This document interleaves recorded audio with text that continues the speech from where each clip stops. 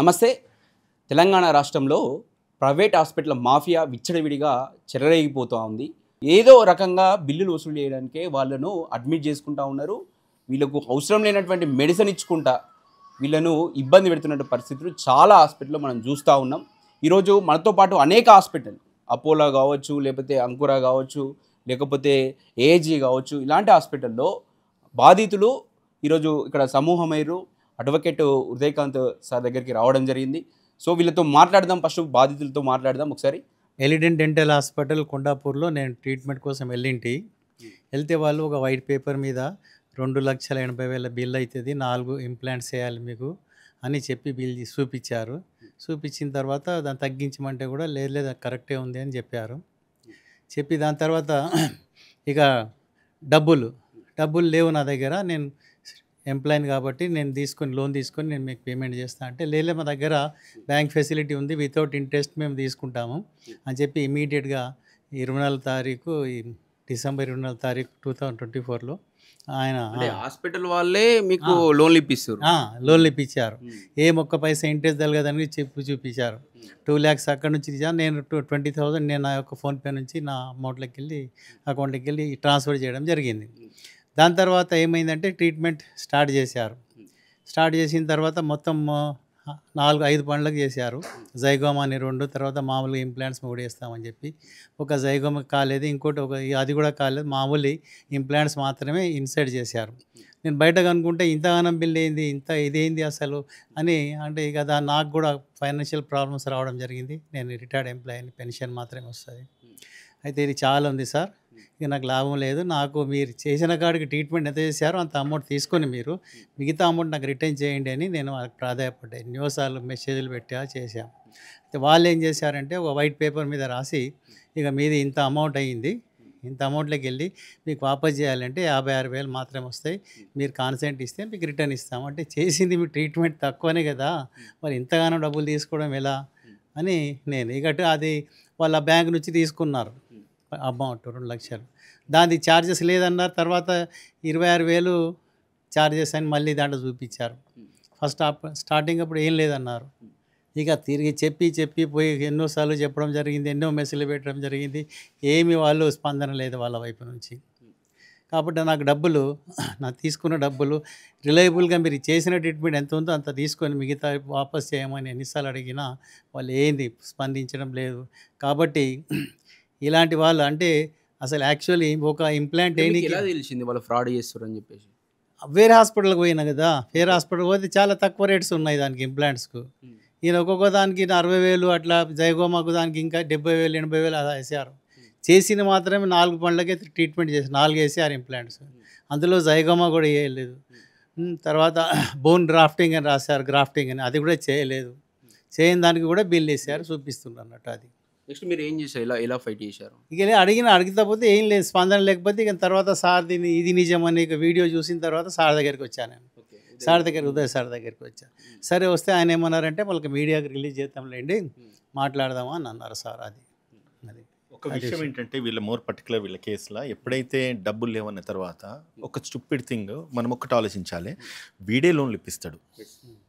Credit card ఉన్న వాళ్ళ మీద క్రెడిట్ కార్డ్స్ ఉన్నది కదా, మీరు దాని మీద మీకు ఫ్రీ అప్రూవ్ లోన్స్ అని చెప్పేసి 1,60,000 రూపాయలు లోన్ శాంక్షన్ చేయించండు. లోన్ శాంక్షన్ చేయించిన తర్వాత ఆ వచ్చిన లోన్ అమౌంట్ మీద డైరెక్ట్ ఆ అమౌంట్ మొత్తం మనకి వెళ్ళిపోతుంది, 2 lakhs వెళ్ళిపోతుంది. ఈయనకి ఇచ్చిన ట్రీట్మెంట్ ఏమీ లేదు. బయటకు వెళ్తే మనము అంటే సుమారుగా ఒక గవర్నమెంట్ హాస్పిటల్కి వెళ్తే, లేదంటే కనుక ఇక్కడ మన ఆర్టీసీ క్రాస్ రోడ్ దగ్గర కేశవ్ మెమోరియల్ ఏదో ఇది ఉంది, అక్కడికి వెళ్తే 500-1000 రూపాయలతో అయిపోతుంది, మ్యాక్సిమం 5,000-10,000 అవుతుంది. సిచ్యువేషన్ను ఎగ్జాగరేట్ చేసి అవసరం ఉన్నా లేకపోయినా కేవలం డబ్బుల గురించి అని చెప్పి చేస్తున్నారు. ఈయన దగ్గర డబ్బులు లేదంటే ఈయన క్రెడిట్ కార్డు మీద అమౌంట్ లోన్ తీసుకొని ఆ లోన్ అమౌంట్ ఇమీడియట్గా తీసుకొని వీళ్ళకి శాంక్షన్ అయిందని చెప్పి వీళ్ళు శాంక్షన్ చేసుకుంటారు. శాంక్షన్ చేసుకున్న అమౌంట్ని 2 లక్షల రూపాయలు వాళ్ళకి అమౌంట్ క్రెడిట్ అయిపోతుంది. క్రెడిట్ అయిన తర్వాత వీడు ఏం చేసినట్టే 0.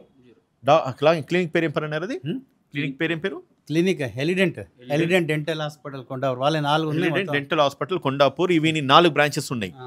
వీళ్ళు ఒకటే చెప్తున్నారు, దుర్మార్గుడు మోసం చేయాలనుకుంటే మోసం చేయగాని ఎవరి స్థాయి చూసేసి వాళ్ళ స్థాయికి అనుకూలంగా వీళ్ళు మోసం చేయండి. మీరు మోసం చేస్తే ఇన్ని రోజులు ఊరుకున్నా కానీ ఇప్పుడు మాత్రం ఊరుకునే ప్రసక్తే లేదు. ఇటువంటి విషయాలు కనుక బయటికి వస్తే కనుక కాలు చేతులు ఎరగొట్టేసి కట్టేసేసి రూణ బంధిస్తారు. అటువంటి సిచ్యువేషన్ ఏర్పడుతుంది. సో కాబట్టి ఇటువంటి ఈ ఈ రకంగా ఎవరైతే విక్టిమైజ్ అయితే వాళ్ళకి 100% నా డోర్స్ ఓపెన్ ఉంటాయి. వాళ్ళ మీద లీగల్గా నేను ఫైట్ చేస్తాను, వాళ్ళ మీద లీగల్గా చర్య తీసుకుంటాను. అవసరమైతే ఆ హాస్పిటల్ మూయించేంత వరకు కూడా మనం పోరాటం చేస్తామని చెప్పి తెలియదు. నెలకు సార్ నెలకు ఇప్పుడు 17,000 కడుతున్నా, ఈఎంఐ కడుతున్నా. నవంబర్ అయితే లాస్ట్ అయితే 16,000 ఒక వ్యక్తి, ఆయనకి ఇంతవరకు రూపాయి ఇన్కమ్ లేదు. 17,000 ఈఎంఐ కడుతున్నాడు, రూపాయి ఇన్కమ్ లేదు. ఆయన ఇస్ రిటైర్డ్ పర్సన్. ఎక్కడికి వెళ్ళి వస్తాయి డబ్బులు? నువ్వు సుఖపడాలి, నువ్వు బతకడానికి అని చెప్పేసి ఇటువంటి వాళ్ళ దగ్గర వయసు మీరిపోయేసి ప్రాణాల కంటే కాటికాలు చూస్తున్న వాళ్ళ దగ్గర నుంచి నువ్వు అడ్డగోలుగా డబ్బులు వసూలు చేస్తున్నావు అంటే ఇంకా ఇటువంటి నా కొడుకులు ఎందుకు స్పేర్ చేయాలి బ్రదర్? ఎందుకు కోరుకోవాలి? ఒకటండి, ఇటువంటి విషయాలు మీ దృష్టికి వస్తే మెడికల్ నెగ్లిజెన్స్ కింద మనం కేసులు పెట్టొచ్చు. దాని మీద అవసరమైతే కన్జ్యూమర్ ఫోరంలో కూడా మనం కేసులు వేయొచ్చు. అండ్ వాళ్ళ మీద క్రిమినల్ కేసులు కూడా పెట్టొచ్చు. ఒకవేళ మనకి ఏం జరుగుతుంది, సివిల్ కేసెస్ కూడా మనం ఫైల్ చేయొచ్చు. సో కాబట్టి ఇటువంటి ఇష్యూస్ ఎక్కడ జరిగినా కూడా నా డోర్స్ ఓపెన్ ఉన్నాయి. ఇది నేను ఫ్రీగా సర్వీస్ చేయడానికి అని చెప్పేసి ఇటువంటి హాస్పిటల్స్ పూర్తిగా నిర్మూలించబడాలి. దానికి అందరికీ మీడియా వాళ్ళు మీరు కూడా సహకరించండి. విక్టిమ్స్ ఎవరు నా దగ్గరికి రండి, 100% వాళ్ళకి సాయం చేస్తా. ఇది నేను చేయడానికి గల కారణం నా లైఫ్లో జరిగిన ఎక్స్పీరియన్స్. నా వైఫ్ ఎప్పుడైతే కిమ్స్ హాస్పిటల్లో జాయిన్ అయిందో ఎంత నిర్దాక్షిణంగా వాళ్ళు దోచుకున్నారు డబ్బులు అనేది నాకు తెలుసు, అది అందరికి కూడా తెలుసు. కాబట్టి ఇటువంటి విషయాలను నేను ప్రజల్లోకి ఎలివేట్ చేయడానికి రీజన్ నా లైఫ్లో జరిగిన ఎక్స్పీరియన్స్. సో కాబట్టి వాలంటరీగా నేను సర్వీస్ చేయడానికి ముందుకు వస్తున్నాను. నా సర్వీసెస్ తీసుకోండి. ఇటువంటివి ఏవి జరిగినా కూడా నా నంబరు 24 hours అవైలబుల్ ఉంటుంది. ఏ హాస్పిటల్ అయితే స్పేర్ చేయని చెప్పి తెలియజేస్తాను. సార్ నేను డిశ్చార్జ్ సమ్మరీ అవి మీ ఏమన్నా మీ లెటర్ హెడ్ మీద నాకు ఇవ్వమంటే ఇవ్వలేదు సార్. ఎన్నిసార్లు అడిగిన ఇవ్వలేదు. ఆ ఇంప్లాంట్ సైజ్ అది అవసరం వేరే హాస్పిటల్లో ట్రీట్మెంట్ చేయించుకుంటే నేను క్యాష్లెస్ దాంట్లో ఈహెచ్ఎస్లో చేయించుకున్నా ఫ్రీ ఆఫ్ కాస్ట్లో. వాళ్ళకి ఎంతో అడిగితే ఇవ్వలేదు. వాళ్ళు ఇవ్వకపోయినా వాళ్ళు స్కాన్ చేసి అది చేసి దాని సైజ్ అది తీసుకొని దాని ప్రకారంగా వాళ్ళు ఫర్దర్ ట్రీట్మెంట్ కంటిన్యూ చేసి నాకు క్రౌన్స్ అవి వేయడం జరిగింది వాటి మీద. ఆయన వేసింది ఓన్లీ ఇంప్లాంట్స్ వేసారు.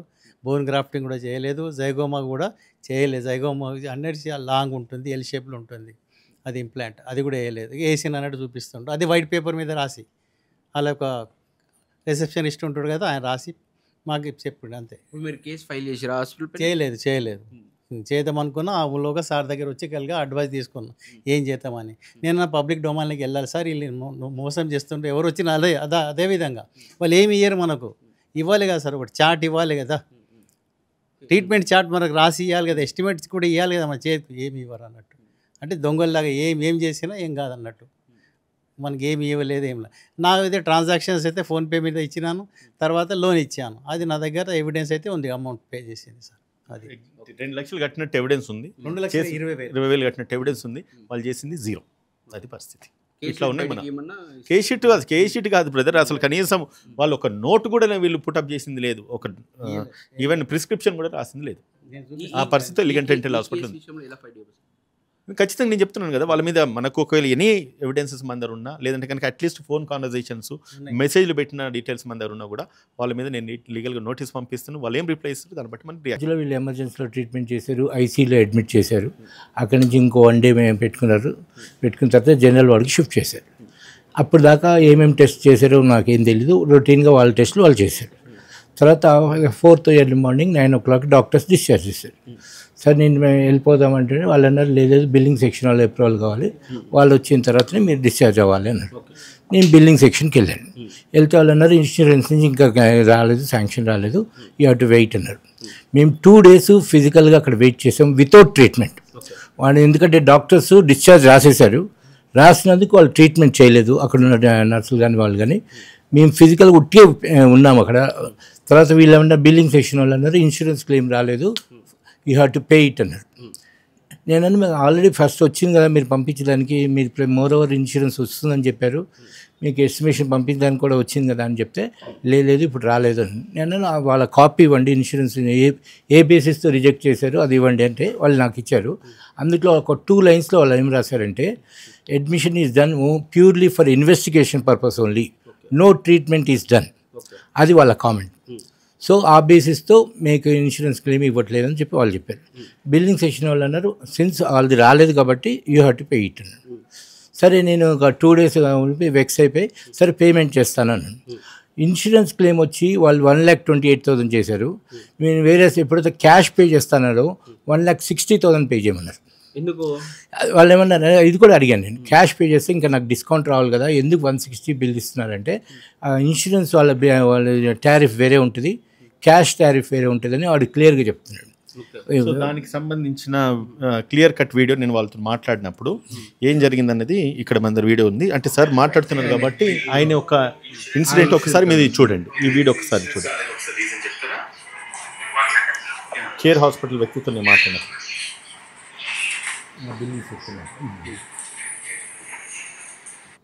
దాసరి రవితేజ అని చెప్పేసి 3rd నాట్ పేషెంట్ అడ్మిట్ అయితే 6th దాకా ఉన్నాడు తను. ఆయన బిల్ ఎందుకు రాలేదు, ఇన్సూరెన్స్ ఎందుకు రాలేదు, అని బిల్ ఎంత అయింది, ఎందుకు అయితే ఎవరు చెప్పిండు? ఏం document?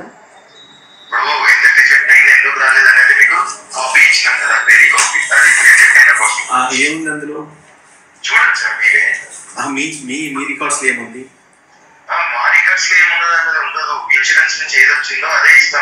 There was no active treatment given to the patient during the course of hospitalization. Okay.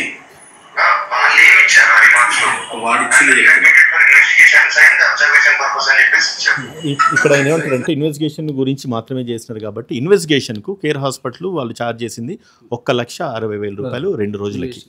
Banjara Hills care hospital ఇన్వెస్టిగేషన్స్కే.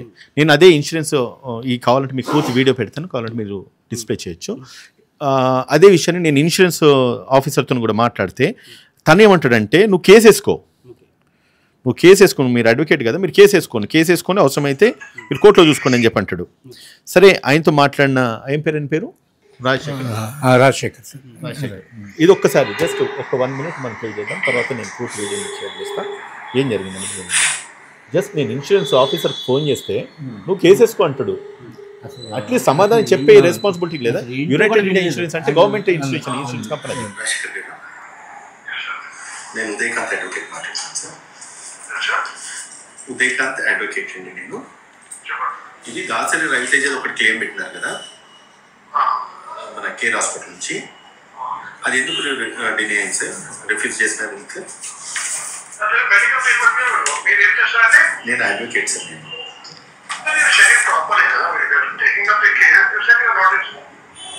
Sir can't I have any authority to ask you a question? You can ask, sir. The moment you said that you're just officially you're taking up the matter, na? Did they say that anything I am taking officially the matter?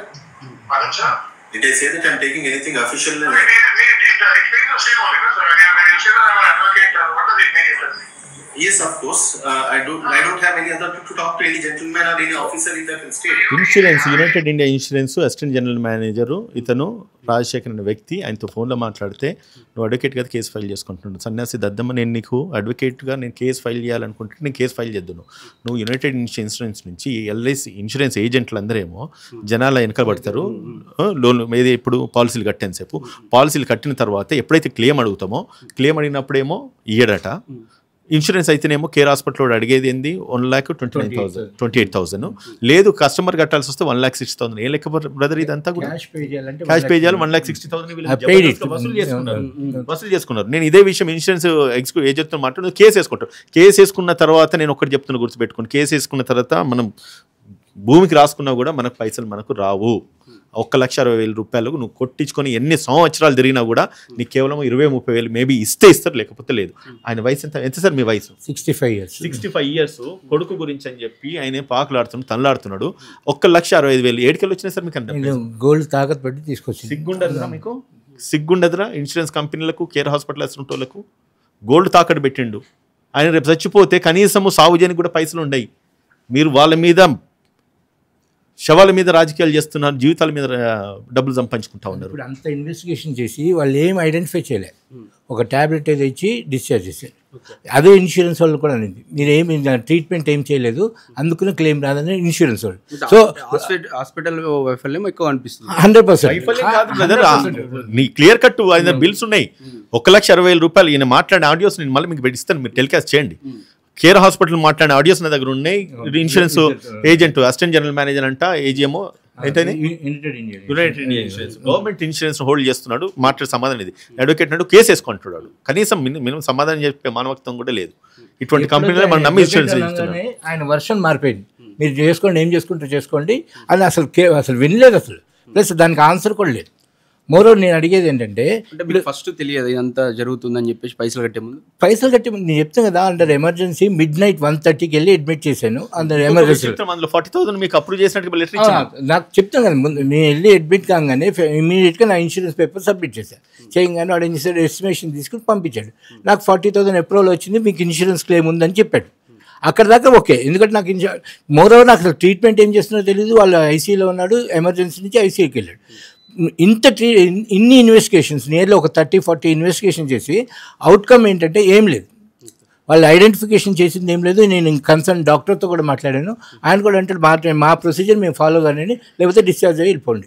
అంత రఫ్గా, he nearly 75-80 years gentlemen, ఆయన అట్లా మాట్లాడుతున్నాడు. ఫైనల్గా ఏంటంటే insurance claim రాలేదు, plus doctors ఇన్వెస్టిగేషన్లో treatment రాలేదు. This is what I faced. Bill మాత్రం ఎంత, 1,60,000 మాత్రము బిల్లు కేర్ హాస్పిటల్ పోయినాయి. ఇన్సూరెన్స్ అంతా మాట్లాడితే అడ్వకేట్లకు ఇచ్చే గౌరవం ఇన్సూరెన్స్, యునైటెడ్ ఇన్సూరెన్స్ కంపెనీ ఇది, అండ్ కేర్ హాస్పిటల్ వాళ్ళు ఇచ్చే గౌరవం ఇది. నేను మీకు మళ్ళీ పెట్టేసాను. అది పరిస్థితి. రైట్, మనం చూస్తున్నాం కదా, ఇంకా చాలామంది బాధితులు ఉన్నారు అనేక హాస్పిటల్. ఇంకా అపోలో హాస్పిటల్ ఎవరు ఏమైంది అపోలో హాస్పిటల్? अपोलो हॉस्पिटल में मेरा मदर को मैं चेस्ट पेन के लिए लेके गया, अपोलो DRDO हॉस्पिटल कौन सा ब्रांच है वो? अपोलो DRDO सलवंडे के पास है। तो चेस्ट पेन के लिए मैं लेके गया था। तो वो लोग क्या करें, तुम्हारा कुछ है कार्ड बोल के पूछे। मैं बोला वाइट राशन कार्ड है, आरोग्यश्री से वहीं पे छोटा काउंटर है, अप्रूवल ला के दिया। तो वो लोग क्या बोले 2D इको करते हैं और ECG करते बोले। अब वो क्या करें, हमको तो बोले नहीं, बोले कि तुम्हारे मदर को ब्लॉकेज है, इनको एंजियोग्राम करना पड़ता, जल्द से जल्द करना पड़ता, 2-3 डॉक्टर बुला के हमको बात करें। तो हम बोले ठीक है, जरा हम लोग बात करके बोलते। तो वो लोग खुद बोले जो चेक करें, हमारे मदर का जो शुगर था 500 के ऊपर जा रहा था, 560 कुछ जा रहा बोले वो लोग। ये 560 शुगर है। 30 तारीख 30 तारीख को 9 बजे गया, 9 बजे गया। ఒకటే విషయం చెప్తున్నా, 30 తారీఖు 30 తారీఖు 9 గంటలకు పోయిన వ్యక్తిని 9 నుంచి 11:45 నిమిషాలలో చంపేసి డెడ్ బాడీని వాళ్ళకి ఇచ్చిండ్రు. జరిగిన విషయం ఇది. ఎట్లా జరిగిందనేది ఇప్పుడు ఈయన చెప్తాడు. जब लेके गए ना, इमरजेंसी में रखे, शुगर बढ़ के है बोल के क्या बोले, ऑब्जर्वेशन के लिए कैच लैब 2nd फ्लोर पे शिफ्ट करते बोले। इंसुलिन दे दिए, कैच लैब को शिफ्ट करें ऑब्जर्वेशन के लिए बोले। फिर बाद में वहाँ पे श्रीकांत रेड्डी बोल के एक डॉक्टर है, हम लोग को आधा घंटा बाहर ठहरा दिए कैच लैब के। वहाँ जाने के बाद हम लोग पूछे क्या हुआ, फिर अंदर बुलाने के बाद ऑपरेशन थिएटर के सामने हमको बिठाए। हम लोग बैठे, हमारा पेशेंट किधर है बोले, तो ऑपरेशन थिएटर में बोले। हम लोग बोले हमारे से पूछे नहीं, कुछ नहीं, आप ऑपरेशन कैसा कर रही बोल के हम लोग पूछे। तो एक डॉक्टर है, जूनियर डॉक्टर है बाहर, क्या हुआ क्या हुआ। मैं बोला क्या हुआ, अंदर किसको ऑपरेशन कर रहे हैं। वो बोला तुम्हारे मदर को कर रहे। हम लोग बोले तुम लोग तो ऑब्जर्वेशन के लिए लेके गए ना, शुगर 500 है बोल के, कम करने के बाद ऑपरेशन करते बोले, और हमारे से पूछ के करते बोले। तो बड़ा डॉक्टर है श्रीकांत रेड्डी, वो डॉक्टर बाहर है, ये है डॉक्टर श्रीकांत रेड्डी। तो ये डॉक्टर बाहर आके बाजू बुला के हम लोग को क्या करें मालूम, एक रूम में लेके गए जहाँ पे एक वीडियो बताया उन्होंने हार्ट का। देखो तुम्हारे मदर को इतना ब्लॉकेज था, अगर मैं तुम्हारे से पूछता तो उनको कुछ भी हो जाता था, इसलिए मैं क्या करा ऑपरेशन कर दिया, और ऑपरेशन सक्सेसफुल हुआ बोले। ఎప్పుడైతే మీరు హాస్పిటల్ ఉన్నప్పుడు హాస్పిటల్లో మీరు మదర్ని హాస్పిటల్ తీసుకెళ్ళి సర్జరీ చేయకముందు మీకు చెప్పలేదు సార్ వాళ్ళు, చెప్పలేదు వాళ్ళు. చెప్పలేదు సార్. ఆపరేషన్ అయిన తర్వాత వాళ్ళు ఏం చెప్పిండు, ఆపరేషన్ అయిపోయింది ఇప్పుడు ఆ 2 సక్సెస్ఫుల్. గంటలలో నువ్వు అంటే కనీసం ఒక 2 నిమిషాలు టైం దొరకలేదు. కిమ్స్ హాస్పిటల్ శ్రీకాంత్ రెడ్డికి నీకు పిలిచి, sorry Apollo hospital Srikanth Reddy DRDO branch నీకు పిలిచి మీ అమ్మకి మేము సర్జరీ చేస్తున్నాం చెప్పంతే శ్రీకాంత్ రెడ్డి టైం దొరకలేదు. ఆయన దగ్గర టైం లేదు సార్, ఆయన అట్లనే చెప్పిండు సార్. వరకు ఆయనకు 1 నిమిషం టైం దొరకకుండా మీ అమ్మని తీసుకుపోయిండు, హాస్పిటల్ పడేసిండు, అడ్మిట్ చేసిండ్రు, ఆపరేషన్ హాస్పిటల్ సర్జరీ చేసిండ్రు. చేసిన తర్వాత डेड बॉडी మొత్తం వచ్చిన తర్వాత ఎందుకు हमारे ऑपरेशन लेने के लिए कंसर्न फॉर्म కూడా कंसर्न। फिर ऑपरेशन होने के बाद क्या बोले, सब अच्छा हो गया, अभी क्या करो सक्सेसफुल है, मैं तुम्हारे मदर को ICU में शिफ्ट कर दूँ, तुम साइन कर दो बोले। तो हम लोग बोलने के बाद चलो सक्सेसफुल हो गया ना बोल के हम लोग क्या करें, ऑपरेशन होने के बाद हमारे से साइन लिए। साइन लेने के बाद में 10-15 मिनट में मदर एक्सपायर हो गए। एक्सपायर हो गए तो बोल रहे हैं अरे तुम्हारे मदर एक्सपायर हो गए। फिर मैं जाके पूछा एक्सपायर हो क्या होता, नहीं अभी हम लोग कोशिश कर रहे, ऑलरेडी जब मर गए। तो फिर डॉक्टर आने के बाद देख के उनकी टीम को कुछ बात कर लिए, करने के बाद फिर मेरे को बाजू बुला के बोल रहे 90% चांसेस नहीं है, मैं कोशिश कर रहा हूँ बोल के बोले। बोला डॉक्टर साहब कोशिश क्या कर रहे हैं, उनका एक्सपायर हो गए, आप बगैर पूछे कि ऑपरेशन भी कर दिए, उन मर भी गए, आप काट रहा तो ऐसा करते क्या बोले। तो कुछ भी नहीं बोल के उन्होंने खामोश हम लोग को भिजा दिए, एक पेपर नहीं दिए, केस शीट नहीं दिए, कुछ भी नहीं दिए। बोले आरोग्यश्री है ना तुम्हारा कुछ भी नहीं देते, केस एक समरी दिए, डेथ समरी, उसके अंदर भी पूरा ट्रीटमेंट मेंशन नहीं करे, शुगर कितना था 500 शुगर के ऊपर में ऑपरेशन करे वो लोग। और 3 घंटे के अंदर मेरे मदर हॉस्पिटल में गए और डेथ बॉडी में ले लेके वापस आ गया। కేసు ఫైల్ చేసిరా దీనిపైన మీరు?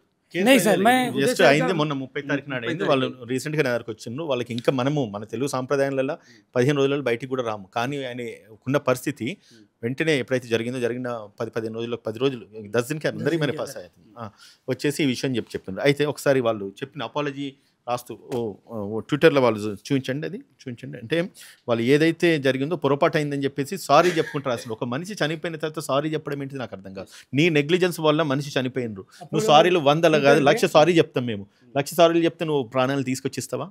ఇంకొకటి, ఆ అమ్మాయి ఏజ్ ఎంత? కిత ఏజ్ చెప్తామా? 73 ఇయర్స్ ఉన్న వ్యక్తిని సర్జరీలకు హాస్పిటల్ ఆపరేషన్ థియేటర్లకు ఎవరు తీసుకెళ్ళడానికి సాహసం చేయరు. 9 గంటలకు వచ్చిన పేషెంట్ని 11:30 లోపు నువ్వు శవాన్ని తీసుకొచ్చేసి వాళ్ళ ముందు అప్పచెప్పినావు అంటే నీ నెగ్లిజెన్స్ ఎంత ఉన్నది. ఇంకో విషయం అడుగుతా, ఇదే నీకు వైట్ కార్డు ఉంది కాబట్టి ఆమెకి ఇన్సూరెన్స్ అది గవర్నమెంట్ నుంచి ఫెసిలిటీ మనీ ఫెసిలిటీ ఉంది కాబట్టి నువ్వు ఆమెను తీసుకెళ్ళినావు, సర్జరీ చేసినావు. అదే గనక ఆరోగ్యశ్రీ డబ్బుల కోసం చేసినావు. అదే గనక మనలాంటి కామన్ పర్సన్ ఎప్పుడైనా హాస్పిటల్ పోతే ఈ నా కొడుకులు ఎప్పుడన్నా రూపాయి కట్టకుండా సర్జరీ చేసినారా బ్లడీ ఫెలోస్ మీరు? ఎస్, సమాధానం చెప్పండి. కట్టకుండా ఎక్కడన్నా ఏదన్నా హాస్పిటల్ ఎవరన్నా చూసినరా? మనం పోతే గనక డబ్బులు కట్టించంది వాడు సర్జరీ కాదు, కనీసం పేషెంట్ ముట్టుకోరు.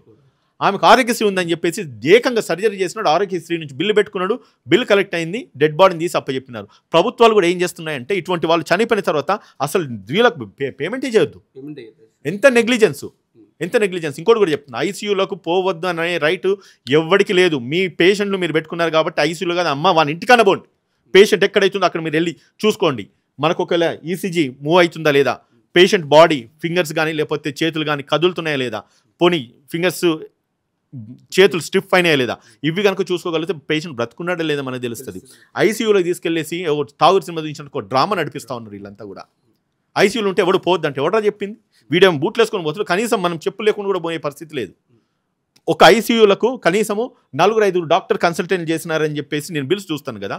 ఒక్క రోజులో 4-5 డాక్టర్స్ కన్సల్టెంట్ చేసి ఒక డాక్టర్ కన్సల్టెన్సీ 2,000, 3,000, 4,000 అట్లా డాక్టర్స్ కన్సల్టెన్సీ రోజుకు 15,000, 20,000 వేసిన బిల్స్ కూడా నేను చూసిన. ఐసీయూలో ఏం జరుగుతున్నది మనకేం తెలియదు, కానీ వానికి అన్నీ తెలుసు.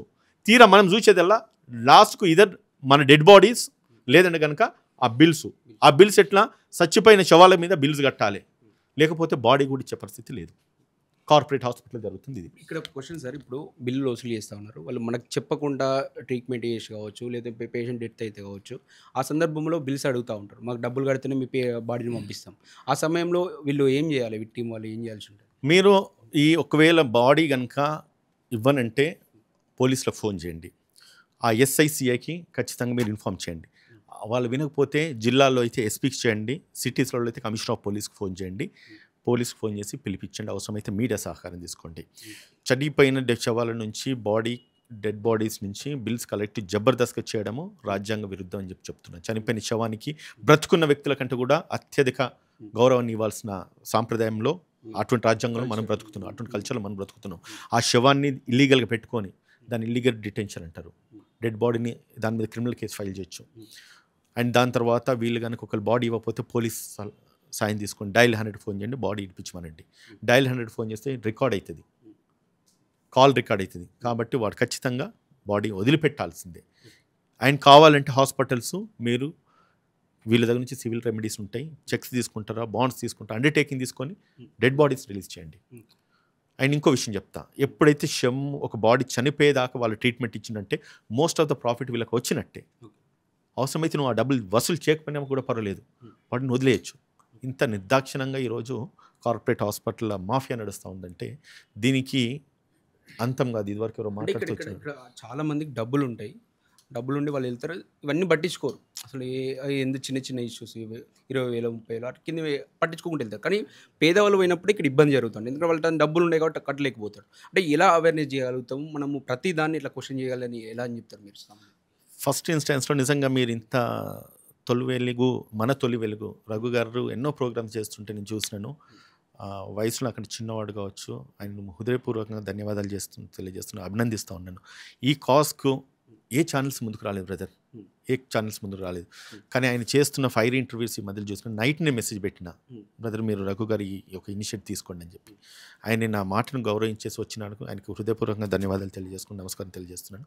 వయసులో వచ్చిన వాడు అయినా కూడా చేతులు ఇచ్చి నమస్కారం తెలియజేస్తున్నాను రఘు గారు. మీకు మీలాంటి ఛానల్స్ కనుక వస్తే, మీలాంటి వాళ్ళు వచ్చేసి కనుక ఇటువంటి ఇష్యూను ప్రజల్లోకి తీసుకువెళ్తే ఒక్కొక్కని దుకాణాలు బంద్ అవుతాయి.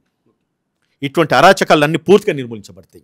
ప్రజల్లో నుంచి రెవల్యూషన్ వస్తే ప్రభుత్వాలు కదులుతాయి, పోలీస్ యంత్రాంగాలు కదులుతాయి.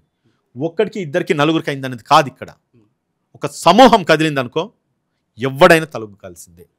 మన సంకల్పం బలంగా ఉండేసి ఎట్లా తయారైందంటే నాకు పెయిన్ వచ్చేంత వరకు నేను రియాక్ట్ కాను, అట్లా తయారైనటువంటి పరిస్థితి. ఒక్కటి చూడండి, ఈరోజు ఇక్కడికి వచ్చిన వాళ్ళు సగం మంది పెయిన్తో వచ్చిన వాళ్ళు, మిగతా సగం మంది సోషల్ కాస్ట్తో వచ్చిన వాళ్ళు.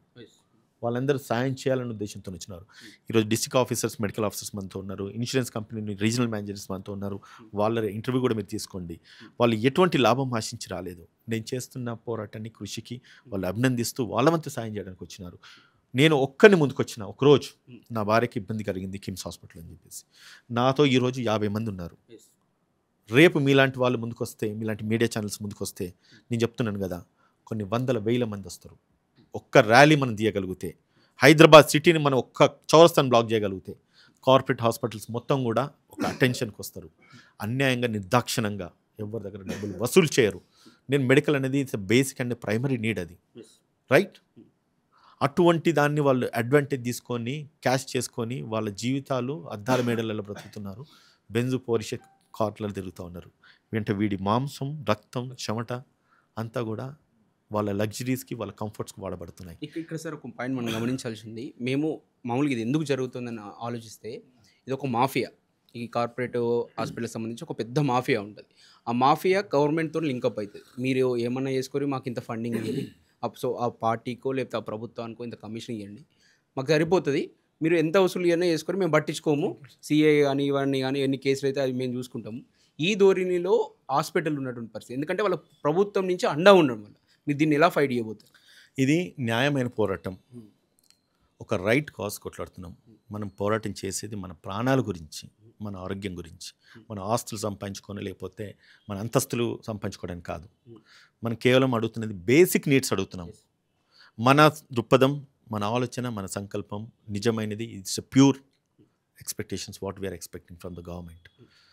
దీంట్లో నుంచి ప్రతి ఒక్కరికి, నీకు రేపు వ్యాధి రాదా బాబు చెప్పు, ఏం రాదా, నీకు రాదా రేపు మన ఇంట్లో వాళ్ళకి, మన భార్య పిల్లలకి రాదా? నువ్వు కట్టగలుగుతా, ఒక మాట అడుగుతున్నాను, 10 లక్షలు నీకు బిల్ అయితే నువ్వు కట్టగలుగుతా చెప్పు, రగన్ని ఇస్తాడా? ఎవరు కట్టాలి? దేవుడు అనుకుంటూ, దేహి అనుకుంటూ మన అవసరమైతే గవర్నమెంట్ హాస్పిటల్ చూడాలి, లేదంటే అప్పో చేసుకుని కట్టాలి. అదే కనుక నేను మినిమం కన్సిడర్ చేయండి, నువ్వు 100 రూపాయలు లాభం ఒక ట్రీట్మెంట్. ఈరోజు కార్పొరేట్ హాస్పిటల్స్ ఎట్లయినాయి అంటే 100కు 1000 రూపాయలు లాభం తీసుకుంటున్నారు. 100కు 1000 తీసుకోకండి, 100కు ఇంకొక 100 ఎక్కువ తీసుకోండి. ఏ బిజినెస్లో అంత ప్రాఫిట్ లేదు. అది కనుక తగ్గించుకొని చేయగలిగితే కనుక పేదోడికి వైద్యం అందుతుంది. ప్రభుత్వాలు, మీరు అంటున్నారు కదా, ప్రభుత్వాలు క్లచెస్, ఏది కార్పొరేట్ హాస్పిటల్ క్లచెస్లలో ఈరోజు ప్రభుత్వాలు ఉన్నాయి. ప్రజలు తలుచుకుంటే ప్రభుత్వాలను దించగలుగుతారు, మార్చగలుగుతారు. ఈ సత్తా, ఈ దమ్ము ప్రజల్లో లేదా? ఉంది కదా. ఇప్పుడు నేను కోరుకునేది ఒకటే, ప్రజల్లో నుంచి మార్పు రావాలి, ప్రజల్లో నుంచి చైతన్యం రావాలి, ప్రజలందరూ ముందుకు రావాలి. అది కనుక జరిగితే, నేను చెప్తున్నా, ఒక 100 మంది సమూహం అయ్యేసి ఒక చౌరస్తాను బ్లాక్ చేయండి. కార్పొరేట్ హాస్పిటల్లో జరుగుతున్న ఈ నేరాలను, ఈ యొక్క మాఫియాను పూర్తిగా నిర్మూలించడానికి అని చెప్పేసి మీ వాయిస్ రైజ్ చేయండి. ఈరోజు నాకైందో పరిస్థితి, మొన్న ఇతనికి అయింది, అంతకుముందు ఆయనకైంది, అంతకుముందు ఈయనకైంది, రేపు నీకు ఖచ్చితంగా అవుతుంది. ప్రతి ఒక్క హాస్పిటల్లో పోవాల్సిందే. నువ్వు కట్టగలుగుతావు నేను అడుగుతున్నా. నువ్వు కట్టగలుగుతానంటే ఈ వీడియో కూడా టెలికాస్ట్ చేయకు, నువ్వు హ్యాపీగా నువ్వు ఇంటికి వెళ్ళిపోయి పడుకో బాబు. బట్ అటువంటి సిచ్యువేషన్స్లో ఉన్నాం కాబట్టి ప్రజలందరూ ఏకమయ్యేసి బయటికి రండి. మీడియా ఛానల్స్ అన్నీ కూడా సపోర్ట్ చేయండి. ప్రభుత్వాలు కదులుతాయి. ఇది వాస్తవం, ఇది నిజం. ఇది జరగకపోతే కనుక మీరు దేనికంటే దానికి నేను సిద్ధంగా ఉంటాను. నేను ఇది పరిస్థితి. ఇక్కడ క్లియర్గా మనము ప్రభుత్వం గాంధీ హాస్పిటల్ కూడా మొన్న ఒక వీడియో చేసినాం. అక్కడ ఎలాంటి పరిస్థితులు ఉన్నాయో మీకు చూపించినాం. అక్కడ ఎలాంటి పరిస్థితులు ఉన్నాయంటే, ఒక రోగి కావచ్చు, అక్కడ కనీసం ఆయనతో రోగితో పోయినటువంటి వ్యక్తులకు కూడా వాళ్ళు రోగిగా మారుతారు హాస్పిటల్కి పోతే, ప్రభుత్వ హాస్పిటల్కి పోతే. అటు ఫ్రీగా ట్రీట్మెంట్ చేసుకోవాలంటే ప్రభుత్వ హాస్పిటల్కి పోతేనేమో పరిస్థితి ఆ విధంగా ఉంది. అంటే దరిద్రమైన పరిస్థితి, ప్రాణం బతుకదో డౌట్ ఉన్నటువంటి పరిస్థితి గవర్నమెంట్ హాస్పిటల్కి పోతే. సరే, ఇటు పైసలు పోతే పోని, అప్పులు చేసినామా లేకపోతే ఏదో చేసి ప్రాణాలు కాపాడుకో. ఎవరైనా ప్రాణాల మీదకి వస్తే మాత్రం ఎంత డబ్బులైనా వెనకాడరు, అప్పులు చేసేట లేకపోతే ఏదో రకంగా తెచ్చి డబ్బులు కట్టేది కలుస్తారు. ఎందుకంటే ప్రాణాలు ముఖ్యం. ఎందుకంటే మానవులకు మనం కాబట్టి మానవ సంబంధాలు ఉంటాయి కాబట్టి తల్లియో కొడుకో లేకపోతే ఎవరంటే వచ్చినప్పుడు ఎంతన్నా కానీ అప్పైనా కానీ అని చెప్పేసి ఇటు ప్రైవేట్ హాస్పిటల్లో చేర్పించినప్పుడు అక్కడ ఇలాంటి దందా జరుగుతుంది. అటు గవర్నమెంట్ దగ్గర పోతేనేమో ఈ పరిస్థితి, ఇటు ప్రైవేట్ దగ్గర పోతేనేమో ఈ పరిస్థితి. అంటే వీళ్ళు ఒక సెంటిమెంట్ను ఎమోషనల్ను ఆధారంగా చేసుకొని ఈ ప్రైవేట్ దందా నడుపుతూ ఉన్నారు. ఈ ప్రభుత్వం ఏమో వీళ్ళు ఇచ్చే కమిషన్లు కావచ్చు, వీళ్ళు ఇచ్చే కొన్ని ముడుపులు కావచ్చు, వారు తీసుకొని వీళ్ళకి సపోర్ట్ చేస్తూ ఉంటారు. ఇప్పుడు ఏ హాస్పిటల్ కన్నా పోదాం, ఇప్పుడు పేర్లు చెప్పడం అది కాదని ప్రతి ప్రైవేట్ హాస్పిటల్కి పోతే ఇదే దందా జరుగుతుంది. ఇంకొక విషయం చెప్పుకోవాలి, శ్రీనిధి ఇక్కడ చూస్తుంటే ఆరోగ్యశ్రీ ఉంది. ఆరోగ్యశ్రీ నిన్న మొన్న ఒక ఇష్యూ అయింది, ఆ డబ్బులు రిలీజ్ అవుతలేవని చెప్పేసి మేము మొత్తం బంద్ చేస్తున్నామని చెప్పేసి ప్రైవేటు హాస్పిటల్ చెప్పడం జరిగింది. అందులో కూడా ఇది ఒక మంచి ఉద్దేశంతో తెచ్చినటువంటి పథకాన్ని ఈ మాఫియా వాడుకొని ఇప్పుడు ఇక్కడ ఒక ఇన్సిడెంట్ చూసాం. ఆ దీనికి సంబంధించినటువంటి ఆరోగ్యశ్రీకి సంబంధించిన పైసల కోసం వాళ్ళు ట్రీట్మెంట్ చేశారు. అంటే ఈ దందా జరుగుతూ ఉంటే, ఈ ఇష్యూస్ జరుగుతూ ఉంటే ప్రభుత్వం దీని మీద ఒక కమిటీ వేయాల్సిన అవసరం ఉంటుంది. అసలు ఆరోగ్యశ్రీ సరిగా అమలు అవుతుందా, బిల్లులు సరిగా ఇస్తుర్రా, లేకపోతే ట్రీట్మెంట్ చేయకుండా బిల్లు పెడుతుర్రా, ఇలాంటి ఒక టీం ఉండాల్సిన అవసరం ప్రభుత్వానికి. ఆ మెడికల్ కౌన్సిల్ ఉంటుంది కాబట్టి వాళ్ళు చూసుకుంటారని మనం అనుకుంటాం, కానీ వాళ్ళు అసలు పని చేయరా, అసలు అది మనకు అవసరం. ఒక కంప్లైంట్ ఇస్తే కూడా వాళ్ళు రియాక్ట్ కారు అసలు. సరే ఎప్పుడైనా మెడికల్ కౌన్సిల్ కాదు, నేను ఒక విషయం చెప్తున్నా. Director of medical and health Ravindra Nayak అని చెప్పేసి ఒక స్టేట్ హెడ్ ఆయనకు నా ఇష్యూని నేను కంప్లైంట్ చేసేసి 4 నెలలు అయింది.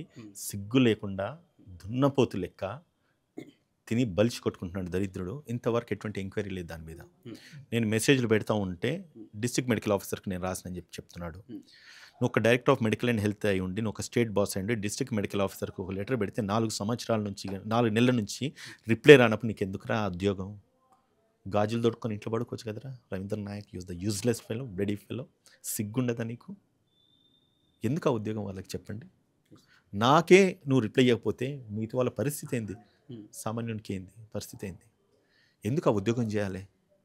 నువ్వు కనీసం ఎంక్వైరీ చేసేసి రిపోర్ట్ రాకపోయినా నేను ఇచ్చిన రిటర్న్ నువ్వు అక్నాలెడ్జ్ చేసినప్పుడు దానికి అట్లీస్ట్ యాక్షన్ టేకిన్ రిపోర్ట్ ఇస్తా అని చెప్పేసి నాకు మెసేజ్ పెట్టిండు. దానికి ఇంతవరకు స్పందన లేదు. గాజులు దొడుకోండి, ఇంట్లో పడుకోండి, చీరలు కట్టుకొని జడ్లలో పూలు పెట్టుకొని ఆఫీస్లోకి రండి. మీకంటే ఆడోళ్ళు ఏం కదరా యూజ్లెస్ ఫెలో. ఇటువంటి సమాజంలో మనం ఉన్నాం. వీళ్ళే కనుక పని చేయకపోతే నువ్వు ఇదివరకు అన్నట్టుగా ప్రభుత్వం మీద మచ్చరాదు. ఈరోజు ఈ ముఖ్యమంత్రి రేవంత్ రెడ్డి మీద మచ్చరాదు. నువ్వు పని చేయకపోతే ఎవడి మీద మచ్చబడుతుంది? ప్రభుత్వం మీద మచ్చబడుతుంది కదా. వీళ్ళు ఈరోజు జర్నలిస్టులు, మీడియా ఛానల్ ఏమంటున్నారు? ప్రభుత్వాలు అమ్ముడుపోతున్నాయి అంటున్నారు కదా. అంటే ముఖ్యమంత్రి అమ్ముడుపోతున్నాడా? నువ్వు చేయని పనికి రవీంద్ర నాయక్ సమాధానం చెప్పు. సమాధానం చెప్పాలి కదా. ముఖ్యమంత్రి అమ్ముడుపోయిందా కార్పొరేట్ హాస్పిటల్కి? అందుకని చెప్పి ముఖ్యమంత్రి చెప్పి నీ నోరు పోయించిండా? నువ్వెందుకు రిపోర్ట్ ఇస్తలేవు? నేను ఎప్పుడైతే కంప్లైంట్ ఇచ్చిన దానికి నువ్వు రిపోర్ట్ ఇవ్వట్లేదంటే నువ్వు కిమ్స్ హాస్పిటల్కి అమ్ముడుపోయినావా? ఈరోజు ప్రభుత్వాన్ని మీద నిలదీస్తూ ఉన్నారు, ప్రభుత్వాన్ని మీద మాట్లాడుతూ ఉన్నారు.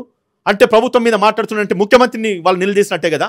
నువ్వు చేస్తున్న ఏదో పనికి, నీ చాతగాని పనికి ముఖ్యమంత్రి తల తీసుకున్న పరిస్థితి ఈరోజు తీసుకొచ్చినావు అంటే నీకు ఆ బతికెందుకు? నీకు ఆ ఉద్యోగం ఎందుకు? మేము ఎంతో కొట్లాడేసి ఈరోజు కాంగ్రెస్ పార్టీ అధికారంలోకి వచ్చింది. నేను కాంగ్రెస్ పార్టీ ప్రతినిధిగా నేనున్నాను.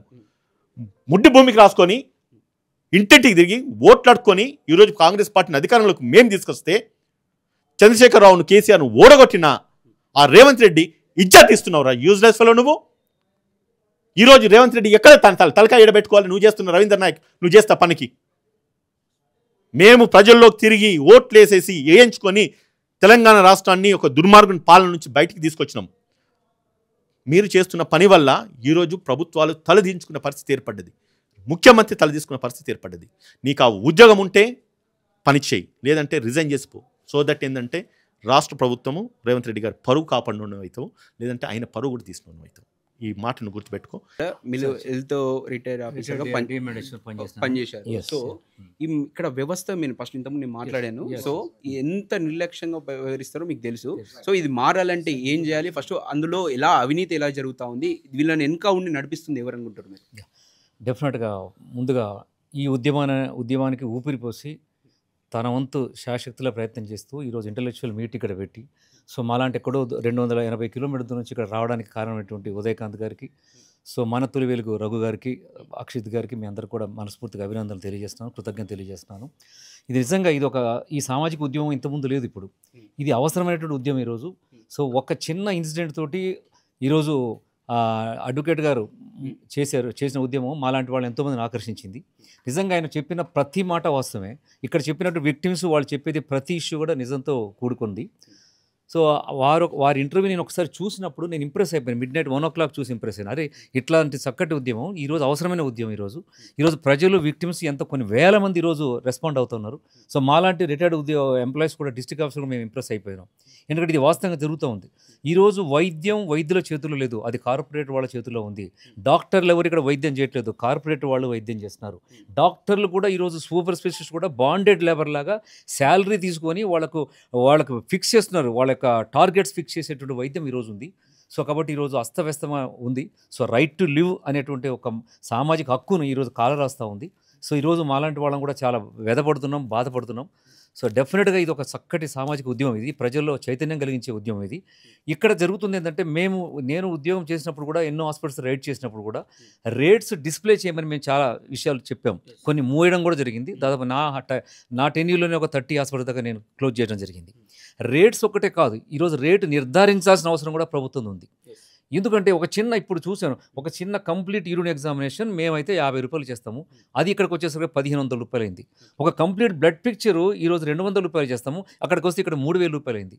ఈ వేరియేషన్ అక్కడ same machine, same blood, same person, చేసే టెక్నీషియన్ కూడా సేమ్. బట్ రేట్స్ ఎందుకు ఇక్కడ హైక్ చేయబడుతున్నాయి? ఎక్కడ ఒక చిన్న ఫీవర్కి 50 లక్షలు, 70 లక్షలు, 20 లక్షలు ఎక్కడ ఇదే ఉంది. ఈరోజు ఆయన రగులుతున్న వ్యధ అనేది ఆయన ఒక్కడి గుండె నుంచి వచ్చింది కాదు, మాలాంటి వాళ్ళందరూ సమాజాన్ని ప్రేమించే ప్రతి వాళ్ళ హృదయాల్లో రగుతున్న సమస్య ఇది. అసలు వైద్యానికి ఒకప్పుడు ఫీజు లేదు, వైద్యానికి ఒకసారి అది సేవ మాత్రమే. వెనకటి రోజుల్లో రాచపూండ్లు మానిపించిన డాక్టర్లు కూడా ఫీజు లేదు, ఇనాములు ఉన్నాయి, బహుమానాలు ఉన్నాయి, పారితోషికాలు ఉన్నాయి.